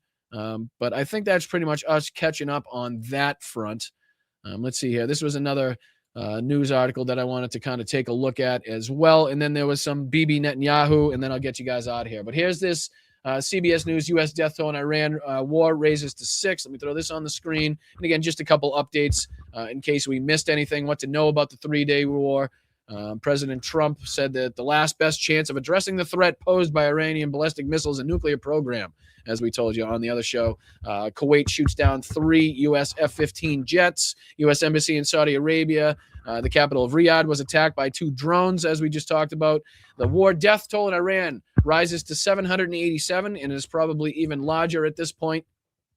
U.S. adds UAE to nations where non-essential personnel are being evacuated. Just a few different aspects of this. At least 13 Iranian troops killed in strikes on southeastern airbase, local media says. In airstrikes attacking and targeting an airbase in southeastern Iran killed at least 13 Iranian troops.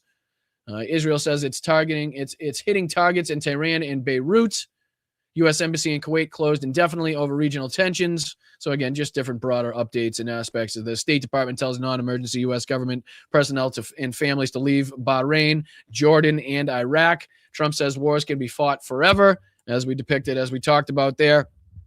U.S. has destroyed IRGC command and control facilities, yada, yada, yada, more bullshit and propaganda by them. But again, let's dive into these last aspects I wanted to talk about, because the real United States president was out in full force on with Sean Hannity, and that real president being obviously Benjamin Netanyahu, because Donald Trump literally did press coverage for him. He literally did an advertisement for this, directing everybody to go listen to Benjamin Netanyahu because Donald Trump didn't have the answers himself.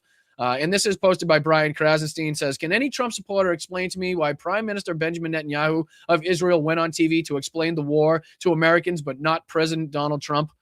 So again, this is just a short clip from that. And then there's one other here where Sean Hannity asks Benjamin Netanyahu directly if he dragged Donald Trump into this war, and the maniacal, fucking insane laughter in response to that question, I definitely want to take a look at. So, all right, here's the first one where Benjamin Netanyahu is trying to do the bidding and trying to do the job of Donald Trump to, again, justify all of these actions, as we know Benjamin Netanyahu has been trying to do for the last, 30, 35 years at this point. The reason that we had to act now is... And sorry it's so quiet. My apologies, but it's Twitter. It sucks. But you can read and see what he's saying. We hit their nuclear sites and their ballistic missiles program. You'd think they learned a lesson, but they didn't, because they're unreformable. They're totally fanatic about this, about the goal of destroying America. So they started building new sites new places. Right, the ones that were totally obliterated. Somehow the Iranians are so unbelievable at this whole nuclear weapon production that in 6 months, and do you guys remember the initial reports coming out of this? Do you guys remember the initial reports out of the nuclear strikes, the strikes on Iran's nuclear program were like, we may have set them back 3 to 6 months? That's what all of the, the actual experts were saying. Anybody that had any real knowledge over the matter and was willing to, call it as it is was really saying about 3 to 6 months. Well, isn't it funny that we're about, 6 months out from that so far? And now we're talking about how they're, just on the cusp again. Just on the cusp again of getting what was already obliterated, according to Donald Trump, according to Benjamin Netanyahu. But we continue to point out that hypocrisy. That is nothing new in this regard. But to continue to point out the nuclear capabilities of somebody that you've been talking about for the last 30 years. I mean, who remembers this? I mean, everybody remembers this bullshit, right? I mean, who can forget this? This is 2002 when Benjamin Netanyahu was a private citizen, a private fucking citizen trying to propagandize us into going to war with Iraq. Right. And listen to how the rhetoric stacks up to the same bullshit propaganda that he comes out with today. Listen to this. Now the question is, what is the second? I think. Well, excuse me one second. You're making a connection between the Taliban and Iraq? Yes, I am. I'm saying that if you look at those who harbor terrorists and those who support terrorists. I guess I was looking for a connection between September 11th. And my understanding why we went to the Taliban is there was a connection there. They were harboring somebody that we believed did the act on September 11th. Yes. And shout out John Taney just for me being able to hear a Massachusetts accent on here. I do appreciate that. But you can see that John Taney had asked him a question pertaining to 9/11, and Benjamin Netanyahu went straight to something that had absolutely nothing to do with it and trying to drag us into, again, a full-fledged, full-scale war because of his wish list, because of what he wants to see in the region. And this is no different than what's taking place today. The weapons of mass destruction, the threats posed to the United States on the whole. Even though we were under no direct threat, they had made no direct threats. They weren't threatening any war against us or anything like that. And we're actually engaged in negotiations, in talks, as far as peace are concerned, as far as the nuclear talks were concerned. But it goes on here because you'll listen. You'll be like, wow, he said the same shit the other day. First reason why you did it. Now you're going to take me from September 11th to Iraq somehow? Yes, but I'm saying something else. I'm saying the connection is not whether Iraq was directly connected to September 11th, but how do you prevent the next September 11th? That is, you have. Yeah, the question is whether or not Iraq had anything to do with it. That's irrelevant. We're going to go in there no matter what. The question is how we can justify that and make it seem like we're trying to prevent the next 9/11 from happening, right? They have the weapons of mass destruction. Saddam is a threat on the world stage. Like it's the same bullshit, just ad lib, different countries and different leaders, and he's saying the same shit. A system or a subset of the international system that simply disavows any constraints on the use of power. It has fueled these handful of regimes, and the terrorist organizations that they harbor are fueled by. I'm sorry, would those be the same terrorist organizations that you were funding as prime minister? The ones that you were sending over in order to keep the region destabilized? In order to make it seem like you had this existential threat that you had to be in power because you're the only one that could possibly save greater Israel from the greater threat of all of these different fucking, even though you were supporting them and you were giving them money, you were funding them. Are those the same ones or those different ones? I'm just curious if those are different ones. Terrible anti-Western zealotry, a militancy that knows no bounds, doesn't respect any force, knows no limits to the use of power. And one would be Iran, you said? One is Iran, one is Iraq. More nuclear capacity, more rocket capacity than Iraq, and harbors al-Qaeda people, or at least.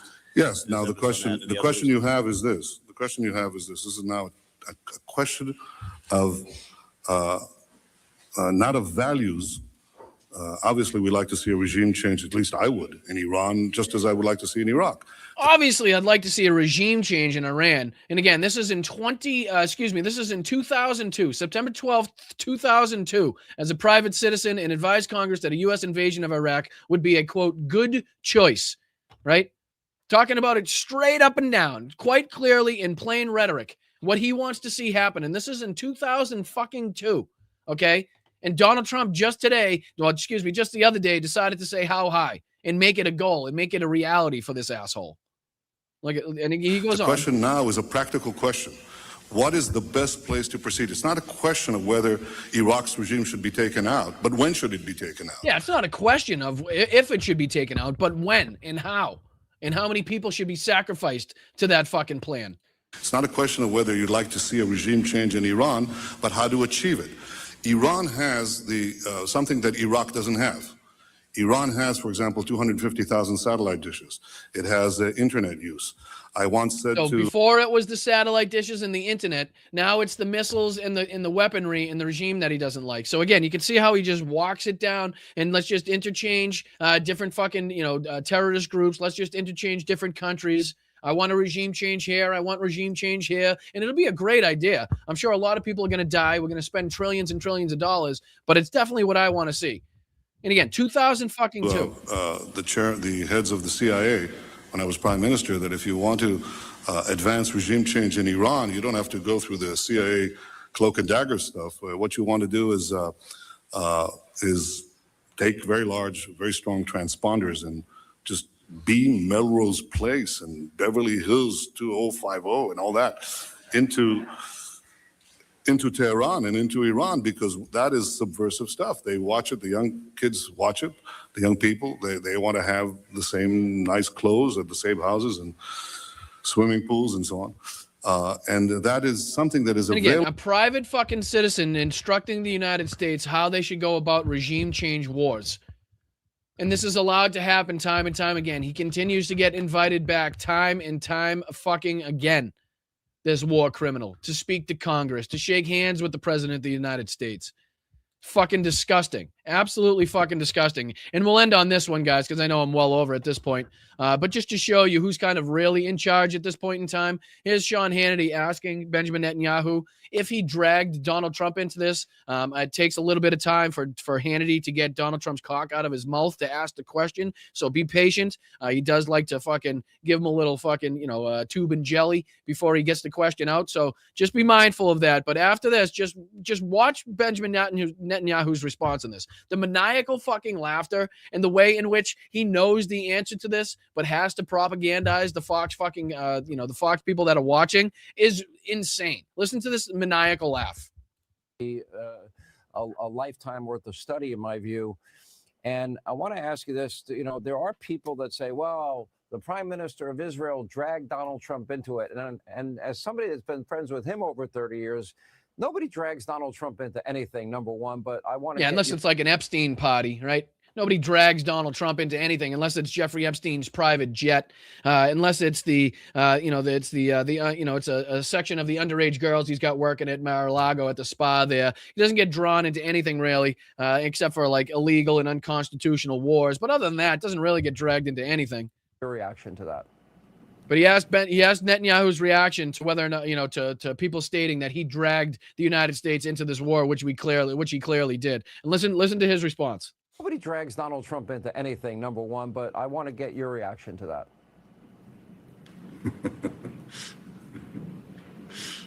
Well, you're right.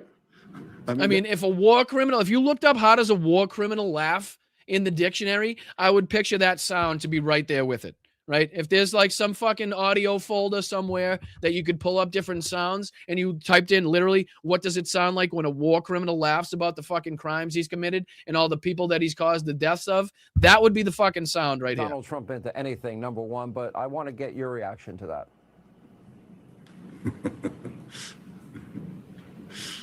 Well, you're right. I mean, that's ridiculous. Donald Trump is the strongest leader in the world. Yeah, and again, he goes on to glaze Donald Trump over just like Sean Hannity did. But, I mean, again, if anybody's got a question as to who is the true leader, who is the true reason behind this, and that Donald Trump is just a secondary pawn because he's a fucking mindless buffoon and thinks this makes him look big and strong on the world stage and thinks this is going to give him a reason to maybe, put in a state of emergency so we don't have elections. Like, he definitely sees reason for this and he definitely sees possibilities.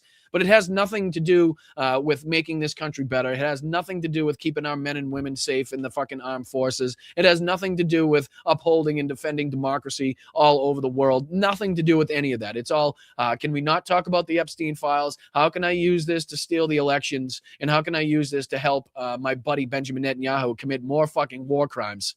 on the world stage. It's fucking absolutely asinine. And there was a lot of different other things that I wanted to talk about. There was this video that I wanted to dive into as well. Obviously, we're not going to have time now. Let me throw this on the screen, but fuck it, we're over. What are you going to do, right? Sue me. But this was, again, how Allied air power won D-Day, the untold story of Normandy. And if we had time, I was definitely looking forward to diving into that, to call out Pete Hegseth a little bit more, just to show you like what actually went into the Allied air campaign in World War II, just how much more difficult it was without the communication systems, without the technology that we're afforded today, just how many more men, women, and parts and players there were, the 1,000-plane raids that we're talking about, dropping men and women and equipment and guns, which we're not doing in Iran, into different spots behind enemy lines with a fucking determined enemy. Excuse me. Sorry, Benjamin Netanyahu decided to talk. A determined enemy in the Nazis defending not only the French coast, but also greater Europe in general. But if I can, let's just do a minute of this, right? Let's just do a minute of this. I'll even speed it up a little bit. So it's a little bit quicker and easily digestible. I think it's an AI commentary, but if you can get past that, the information that is being talked about is very important. And again, this just goes to show the ridiculous nature of Pete Hegseth calling what we're seeing now like the greatest military event in history, the greatest military and air campaign ever waged, as far as the United States is concerned. It's just fucking false. It's just insulting. It just goes to show you don't know your history. And there are a lot of pissed off World War II veterans, you can be damn sure, that are thinking about the actions that they had to go through, the goals that they were set forth, and how fucking difficult it was to obtain those goals. And we're just going to totally forget about those? It's asinine, and I won't allow for it. I will not allow for it. June 6th, 1944. To put an end to the extremely bloody World War as soon as possible. Just in case, this is for educational and for informational purposes only. I don't know if this is copyright or whatever the fuck, but this is, relevant to today, relevant to the war that's going on, and relevant to the ignorant statements made by Pete Hegseth. In case the YouTube gods are watching, or whoever made this is watching, I'm using this for educational purposes. I appreciate you making it. The Allies launched the largest invasion in world history. Almost 7,000 ships with 195,000 men set out for Europe to liberate it from the Nazi rule. A deluge of fire falls upon the Normandy coastline. Yet the operation cannot succeed without aviation. In the hours preceding the naval landings, a massive flying armada was to play a key role. Could the Allies have won the war without aviation? Simple answer is no. It was absolutely crucial to their entire strategy. And that's James Holland, who I would love for one day to be coming on the show. I've reached out to a few different places in which I'm trying to get in contact with him to, come on and not only talk about, World War II history, but how it pertains to today, how we can look at what took place back then and get answers to what we're facing today. I think it would be an amazing conversation. I know it's difficult to get people as prominent, of figures as James and people are that are needed for different television shows and different things. He's got Walking the Ground. Here, let me see this. Maybe if I do a little promotional aspects, he'll be a little bit more likely to come on. I'll do Walking the Ground, because this is his new, it's not even really that new, but this is his kind of documentary stage, his page that's been going on. He's got with Al Murray. They've been doing some great work as far as going over and recounting some of the different aspects of World War II. They had the Normandy D-Day landing. They walk the ground, hence Walking the Ground. They look at the actual spaces. They're in the actual foxholes if they're left in there. They're taking a look at the actual equipment. One of the last ones they did here was Beyond Bastogne, which is another great one where they're literally in the fields of Bastogne talking about what it took, what the Nazis went through, what the German military went through, what the Americans went through, different aspects. Market Garden, as we talked about today. The Battle of Britain, obviously a big one. What the Luftwaffe's mistakes. A lot of these, Kanalkampf, Osterbeek, Market Garden, continuing, but a lot of them are unbelievable. So I definitely recommend anybody subscribing to World War II Headquarters is the channel. World War II Headquarters got about 107,000 subscribers, and they do fantastic work. If you're into history, if you're into World War II stuff, there's no better way to kind of get acquainted with that than that page. They do a great job of walking you through it. Let me put this back on for you, though. airplanes with 23,000 paratroopers take off for an invasion that has never been seen before.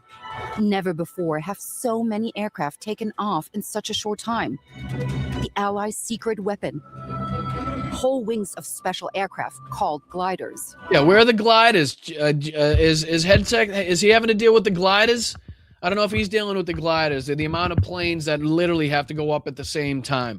Like a lot of these things are just, it's insane to think that anything being undertaken right now by this fucking military, by these leaders that we have right now is comparable to the heroism, to the, you know, the dangers faced by anybody on these aspects that we're talking about, whether it's Operation Overlord, Operation Neptune, Operation Tonga, Operation Market Garden, and they continue. All of those things. I want to just give, you know, credit where credit is due, and I don't want anybody to believe any of the bullshit propaganda now being spewed by people like Pete Hegseth, as far as this being like the ultimate military fucking undertaken by the United States. And forget D-Day, you know, forget all of that. Right now, what you're looking at right now is the best of the best. And it's just absolute fucking horseshit. All right, let's get into thanking some people. I'm sorry I'm so far over today. I don't understand where the show went. Like, what the fuck was I covering that took so much of the show? I'm not sure. Anyways, let's make sure we get into Venmo. Start thanking anybody that was kind enough to contribute over Venmo. I really do appreciate all of your kind contributions, whether it's Venmo, PayPal. Let me throw this one up on the last couple seconds. There's also this one. If you don't have Venmo, you can check out the PayPal. There's a Cash App and stuff like that. Again, I hate the self-promotional aspects of this. You guys know I hate that, but if I don't do it, if I don't say it, this channel no longer exists, and you guys don't have a community to come back to. So I appreciate you for sticking with me as I go through all of this nonsense. One other thing that I do want to take a look at, as always, is our Help 99 contributions in our campaign with the NAFO 69 Sniffing Brigade, because, ladies and gentlemen, boy, do we have a milestone that we hit. Okay. We are now at 80%. Yesterday was 75%. We have now jumped another 5% on our campaign. We are up over 16,400 euro raised, which, again, let me just see the conversion. What's the conversion here? Let me see. 16,400 euro in dollars, which is almost $19,040, ladies and gentlemen. We are on the cusp of raising $20,000. Like, I don't understand if I could put that in perspective. Like, I kind of thought this was going to be a 2, 3, maybe 4 month type of thing for a channel of this size to raise 20,000 euro, which I believe is $23,000 roughly in that general vicinity. And we have done this in literally less than a month and a half.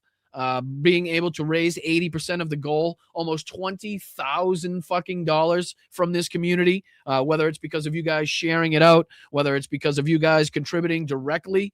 I just can't thank you enough. I really can't. The 72nd Separate Mechanized Brigade is going to thank you as well when they inevitably get this vehicle that is sent on the contributions because of, and solely because of, the contributions of the Boston Bryant community, the Bryantologists, the Lobsters here, and again, obviously, the help of NAFO, Help 99, the 69 Sniffing Brigade, all of them. But again, to know that we had some part in this is absolutely fucking fantastic feeling.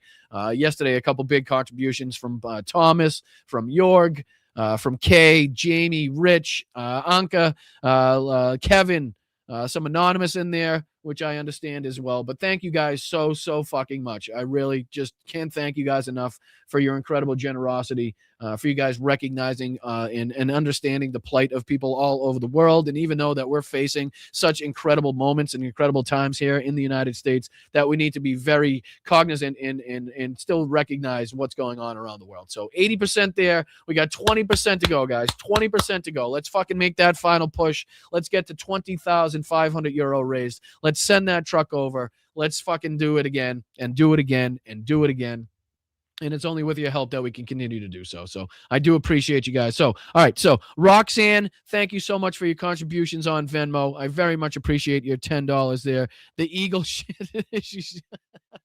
She sent in the, I'll cover your name, but she sent in the Trump, the Trump getting chased by the Eagle.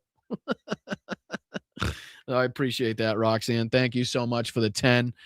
Very, very nice of you to throw in there, making me giggle. Who else is in there today? We got Thomas. Oh, thank you, Tom and Victoria. Tom and Victoria throwing in 50 in the Venmo. You guys are unbelievable.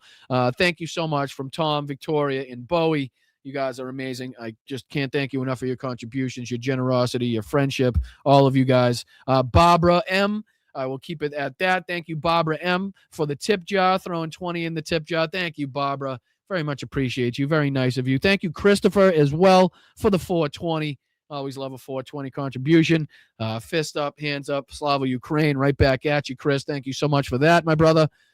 Thank you to everybody else that's contributed over the last couple days as well, whether it's Jenny Faye, Moms, Yakov, Mike. Thank you so much, Mike Z. Appreciate you, my brother. Thank you, Roger. Thank you, James. Thank you, Nancy. Love you, Nance. Hope everything's going well with you.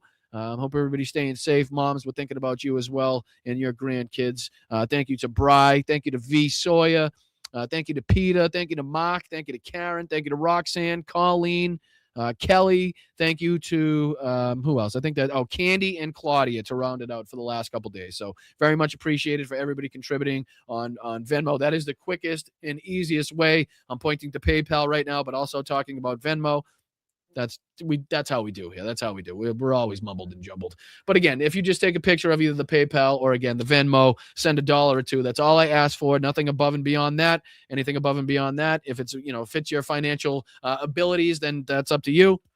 But again, just to keep the channel going, just to keep this channel and the lights on and the microphone working. Again, we're not trying to drive Ferraris. We're not trying to, we're not trying to buy fucking islands or anything like that. We're just trying to bring you the news. We're trying to be able to pay rent, to keep food in the belly at the same time. And hopefully one day we can get to that point. And again, with your fantastic contributions to the show, that we make our way towards viability of doing this full time. So we're almost there. It's a tough haul. It's a tough stretch. You guys have been absolutely amazing in getting me through those tough points. I do believe we're seeing finally some light at the end of the tunnel. A little bit more people watching the show, a little bit more people sharing the show, more contributions and stuff like that. So I do believe we're kind of coming into the clearing here. We're coming into the open field where we can finally gain some speed, finally let loose the old V12 there, if you will. So I appreciate you guys. Thank you for getting me to this point. But yeah, it is a challenge. It is very much a challenge. It is not very lucrative doing this type of thing. It is not something where, you look at the TikTok people and they're driving Ferraris and got chains on and shit like that. It's not like that. It's not, especially when you try to do it the right way and you don't charge for content. You hide nothing behind a paywall. You don't have any sponsors. You don't have any ad revenue. You don't have any fucking people trying to sell you shit.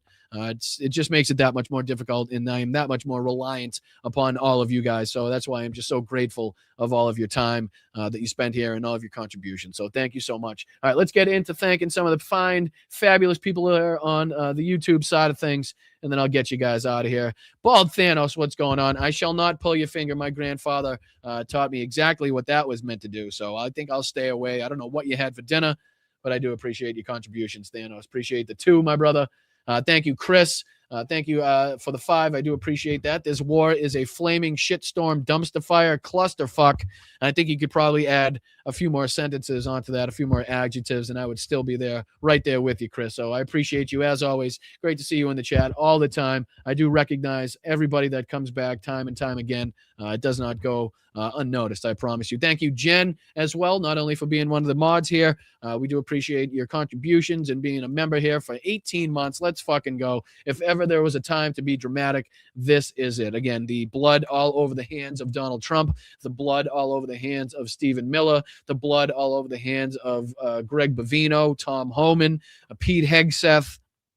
And unfortunately, we continue to see our U.S. military be used as a political weapon, as a political pawn. And why I don't have the lights in the background on, I don't know. But there they are. There's the lights. We'll have them on for the last couple of seconds. But you're absolutely right, Jen. If there's ever a time to get out there, speak your voice, show your fucking passion out there, it's now. So again, the anti-war sentiment is strong in this country. There are protests to upcoming protests as well. I'm sure there's protests in your area, so get out there.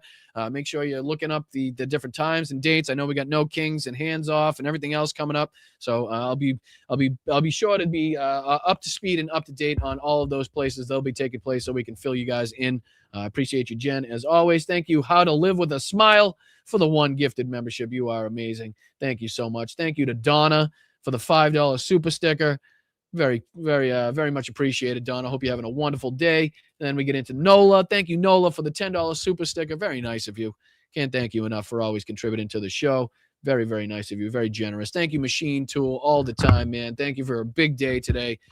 50 gifted memberships in this instance and a lot more to come. So thank you so much. Thank you, Bicycle Mike, as well, for the $2. MBS ordered the Strike 2.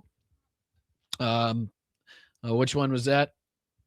I don't know what we were referencing that moment in time, but I do appreciate the contribution, Mike. Thank you, Carol. No teasing for any technical stuff. You handled this well. I don't know if I handle any of the technical stuff well, but I'm fucking trying. I can tell you that much. I can tell you that much. I'm trying, but I appreciate you, Carol. Thank you for chiming in. Thank you for kicking in, as always. Machine Tool for being a member for 8 months as well. His generation of veterans. He's a failed NG mayor. If you know, you know. Major in that regard. Were we talking about Hegseth? Was he a captain?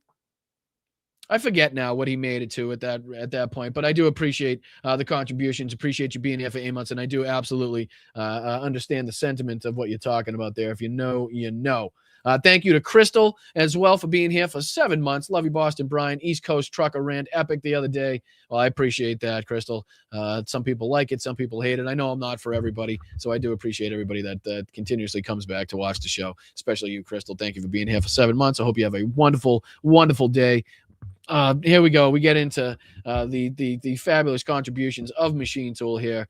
200. The midterms cannot come soon enough, and I definitely concur with that one. Thank you so much for that contribution, for this contribution. Operation Ajax 1953, Iranian coup d'etat sponsored by the U.S. to overthrow the democratically elected Iranian government. And again, we've brought that up a few times. You're 100% right, but when the justification of the United States, we were kind of laughing at and mocking the fact that they only went back to the 70s, and Donald Trump's justification, quite literally forgetting what happened in 1953, right? So didn't want to reference that. Machine Tool, you referenced it accurately and rightly so. But Donald Trump and the regime didn't seem to want to go that far back in time to reference why they were undertaking this mission right now. But they did start in the 70s. They started in the 70s, but didn't want to talk about that 1953 action. But Machine Tool, thank you so much for that generous contribution as well. Thank you for the 5. Thank you for the 10. Thank you for the 2. I mean, it's just a huge day for you. Can't thank you enough. No, this isn't showing off, but the daily limit is 500. I appreciate you for letting us know that. I'm sure there haven't been many people to find that out. But thank you again for another 50 gifted memberships. Just an unbelievable day from you, man. I can't thank you enough. A huge, huge boost to the channel. Huge, huge support for the channel. And hopefully we can take it to the moon with your support. I really do appreciate it, man. Thank you, Deb, as well. Brian, I wonder if it's true that the Iranian Navy and Air Force have been defeated. If so, I heard that because they are complicit in the attack. Brian, I wonder if it's true that the Iranian Navy and Air Force have been defeated. If so, I heard that's because they are complicit in the attack.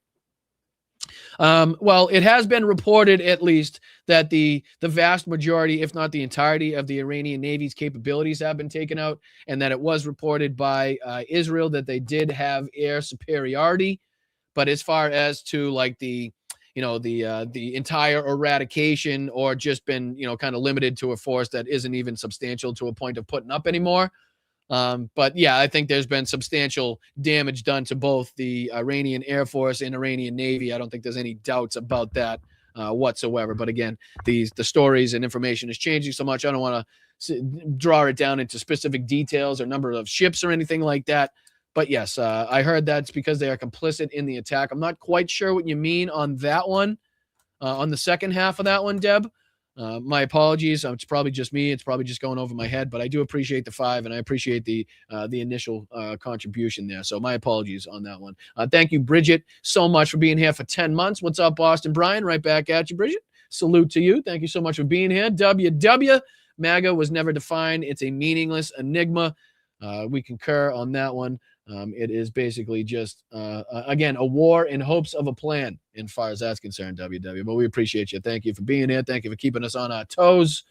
as typical. Appreciate you, JD. Thank you for the 3 there on the super sticker. Very much appreciated. Going right in the swear jar. Thank you, Deb, again. Brian, did you see U.S. company design their drones to look exactly the same as the ones that Iran uses? One of Trump's son is a major company investor. Now they don't know which ones to shoot down. I wouldn't fucking deny it. I don't think I've seen that specific report, Deb. I appreciate you keeping me up to date and informed. But as far as Don Jr. Being a major investor, I'm sure it is a lot of these companies that are now trying to get a cut of this action right now, as we've seen the Pentagon contracts that were going to these different companies with Don Jr. on the board, or Don Jr. having directly contributed or funded this business, whether it's him and Eric. So again, I wouldn't put it past them for doing something as stupid as that, or trying to, again, profit from this war like the fucking profiteers they are. So I appreciate you, Deb. Thank you for, so much for the 10. Thank you, Machine Tool, again for the buck. Thank you, Nick Rich, for the 2. I can't meet Machine Tool's gifts, but let's try. All good, man. All good. Every dollar counts. Every dollar goes a long way in helping. I understand that a lot of us are not in the financial position right now to be doing much.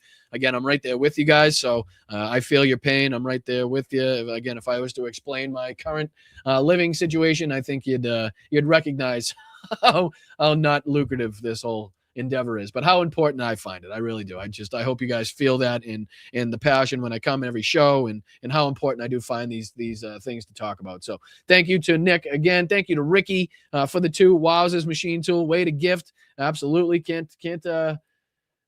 can't second that enough. I appreciate you so much. What's this one? Mivs Daily 1. Thank you for the 20. I'm new. Love you, boss. Right back at you. Thank you so much. Love seeing new faces in the chat. That is what this community is built off of, is continuously showing this to different people, different communities, different groups that may not have been kind of shown this or pointed in this direction to begin with.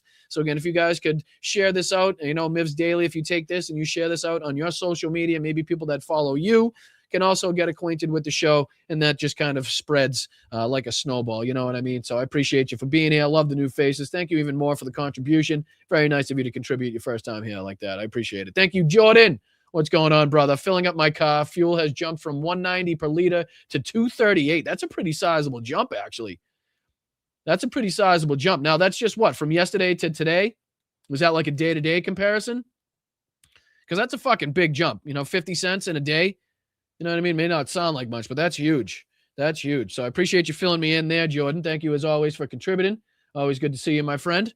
Thank you, Thank you, Carol, for thanking Rox for being a hero. Thank you so much for that one. Very much appreciated. And thank you, Ruben, for rounding it out today. Pete Hegseth is a tool, and that is discrimination against the band Tool, which I will not have.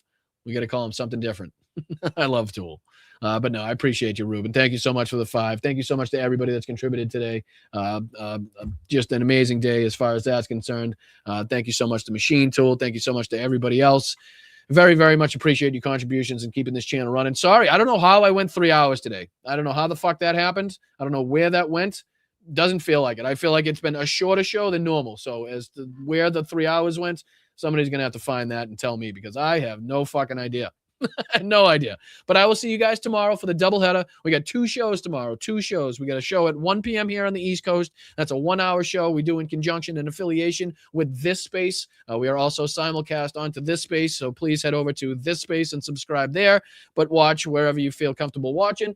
And we also have an 8:30 show tomorrow night on the East Coast, 5:30 on the West Coast. That's a 2-hour show where we can get more in depth and speak more freely about some of the topics and some of the aspects of what's been going on recently. I'm sure there's going to be no shortage of shit and propaganda to cover. So please join me tomorrow, again, for our 2 shows, 1 p.m. here on the East Coast, and then 8:30 here on the East Coast tomorrow. Thank you to the mods for sticking with me. Sorry to go over so much, and I appreciate the entire crew here. Very much appreciate it. And I'll see you guys tomorrow for the doubleheader. I'll let you go support other fabulous independent creators. Make sure you tell them that Brian sent you. Make sure you tell them that the Briantologists here are flooding the chat. So I appreciate you guys, and I'll see you tomorrow. Thank you to the mods. Thank you to everybody else. Thank you to people on Facebook, YouTube, Twitch, Instagram. Hit the like button on the way out. Subscribe. We're trying to get to 20K. It's only with your help that we can get there. And thank you to everybody newly watching, giving me the time and the opportunity to bring you guys the facts and my opinions. I try my best to cover everything. I know we probably inevitably miss a few different aspects of what's been taking place.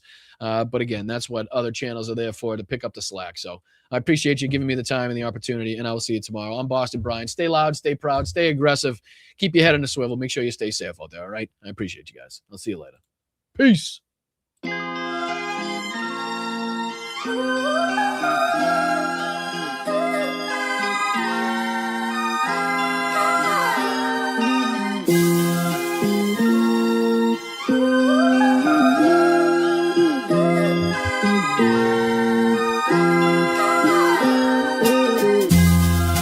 Wait, what? Am I going bald? Where am I going bald? What's happening? Christ, I thought I needed a haircut, not more added on, Thanos. What the fuck's going on? You're scaring me here. You're scaring me. Where? Is there anything going on? What's going on back there? I can't see back there. Is there anything here? Do I got here? Am I good?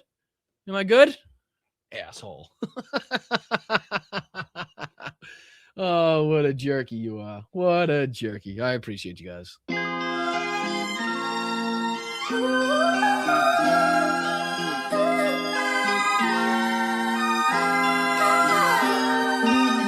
Slava Ukraine. Kinga la migra. Fuck Donald Trump. Love you guys.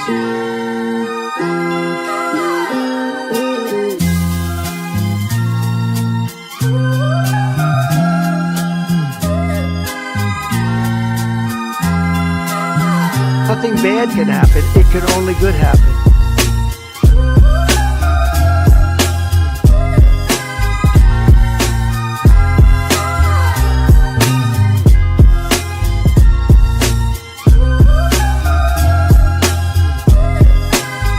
Right back at you guys. Right back at you.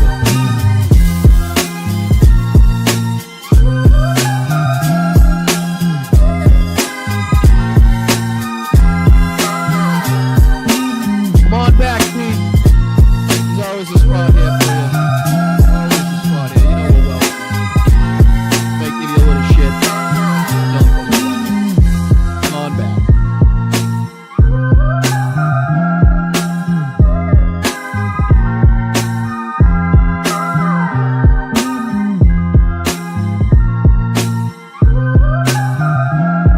Thank you guys. Thank you, Rob. Thank you, Dave. Appreciate it, man.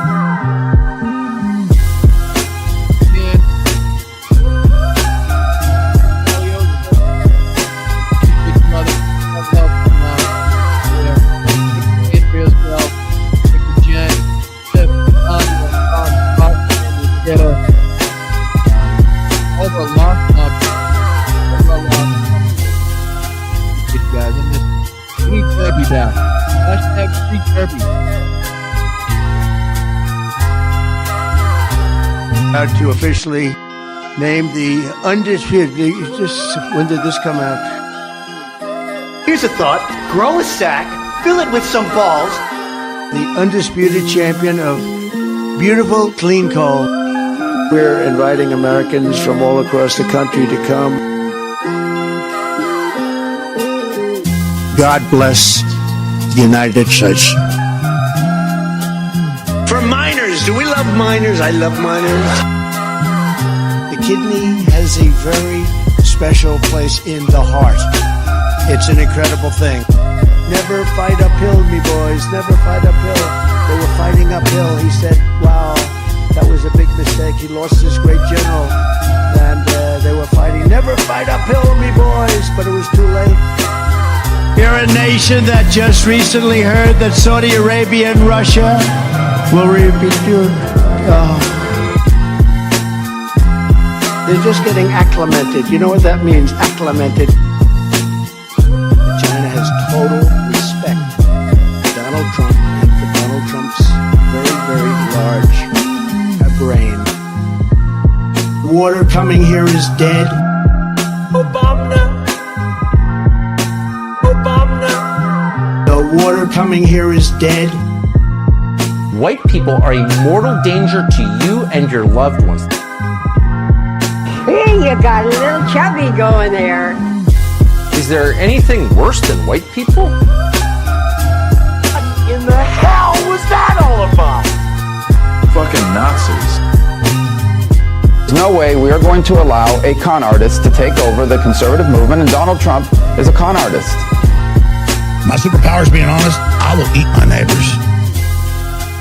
When you ran out the healthy arms, you ran out of really healthy. They had great arms, but they ran out. It's called sports. It's called baseball in particular, and pitchers, I guess you could say, in really particular. I am the chosen one. Yesterday's a hard word for me. He builds the wall the way he built Trump Towers. He'll be using illegal immigrant labor to do it. I mean, they've been conserved since the time of lobsters, right? There weren't trees around when lobsters first manifested themselves on the planet. Gettysburg, what an unbelievable battle that was. The Battle of Gettysburg, what an unbelievable, I mean, it was so much and so interesting and so vicious and horrible and so beautiful in so many different ways. It represented such a big portion of the success of this. Get off my plane. For the rest of my life, I have the curse that I have little hands. Little hands. Man, I ain't falling for no banana in my tailpipe. This week it was reported that an illegal and you just look at this, what's happening. You'll have a group of Venezuelan killers, street gangs, occupying the town with MK-47s. I know that gun very well. I got to know it very well. I've become an expert on guns. Eating the dogs, the people that came in, they're eating the cats, they're eating the pets of the people that live there. Yes, of course, hence the name. Movement, it moves a certain distance, then it stops, you see. Revolution gets its name by always coming back around in your face. You tried to kill me, you son of a bitch. So welcome to the revolution. I'm standing up here bashing the living shit out of Nazis. I'm standing up here bashing the living shit out of Nazis. I'm standing up here bashing the living shit out of Nazis. No, get those lights off! Off! Turn them off, they're too bright, turn them off! Brian, you're drunk. You're drunk. Call them dumps, big massive dumps. I didn't say mud, I said crud. You fall into some crud or something? I can just tell you that a con artist is about to take over the Republican Party and the conservative movement, and we have to put a stop to it. The population in Thailand is 63 million people. It is twice the size of Wyoming. Its chief exports are textiles, footwear, and rice. Each year, approximately 13,000 people are killed in car accidents in Thailand. Refer to my hands. If they're small, something else must be small. Cacophony, a crescendo, a finale, a coup de grace. I'm just dandy. I got a bowl of chocolate pudding in my underpants. Venezuela. It feels so lovely to be here tonight. What a beautiful, give yourself some. You're so lovely. Everyone's so lovely. Tell the director to call the White House. Do your fucking job. What uranium is, right? This thing called nuclear weapons and other things, like lots of things are done with uranium, including some bad things. Where you going? Nowhere. Army manned the air. It ran the ramparts. It took over the airports. It did everything it had to do. Wrong. I'm just an average guy who read public documents where the elite said they were going to enslave us and destroy America, and I'm not going to be like yuppie scum and deny the threat to my country. I'm going to fight back. All right, guys, I'll see you tomorrow for the doubleheader. Try to keep this go along. I appreciate you. Hit that like button on the way out. The big, fat, sloppy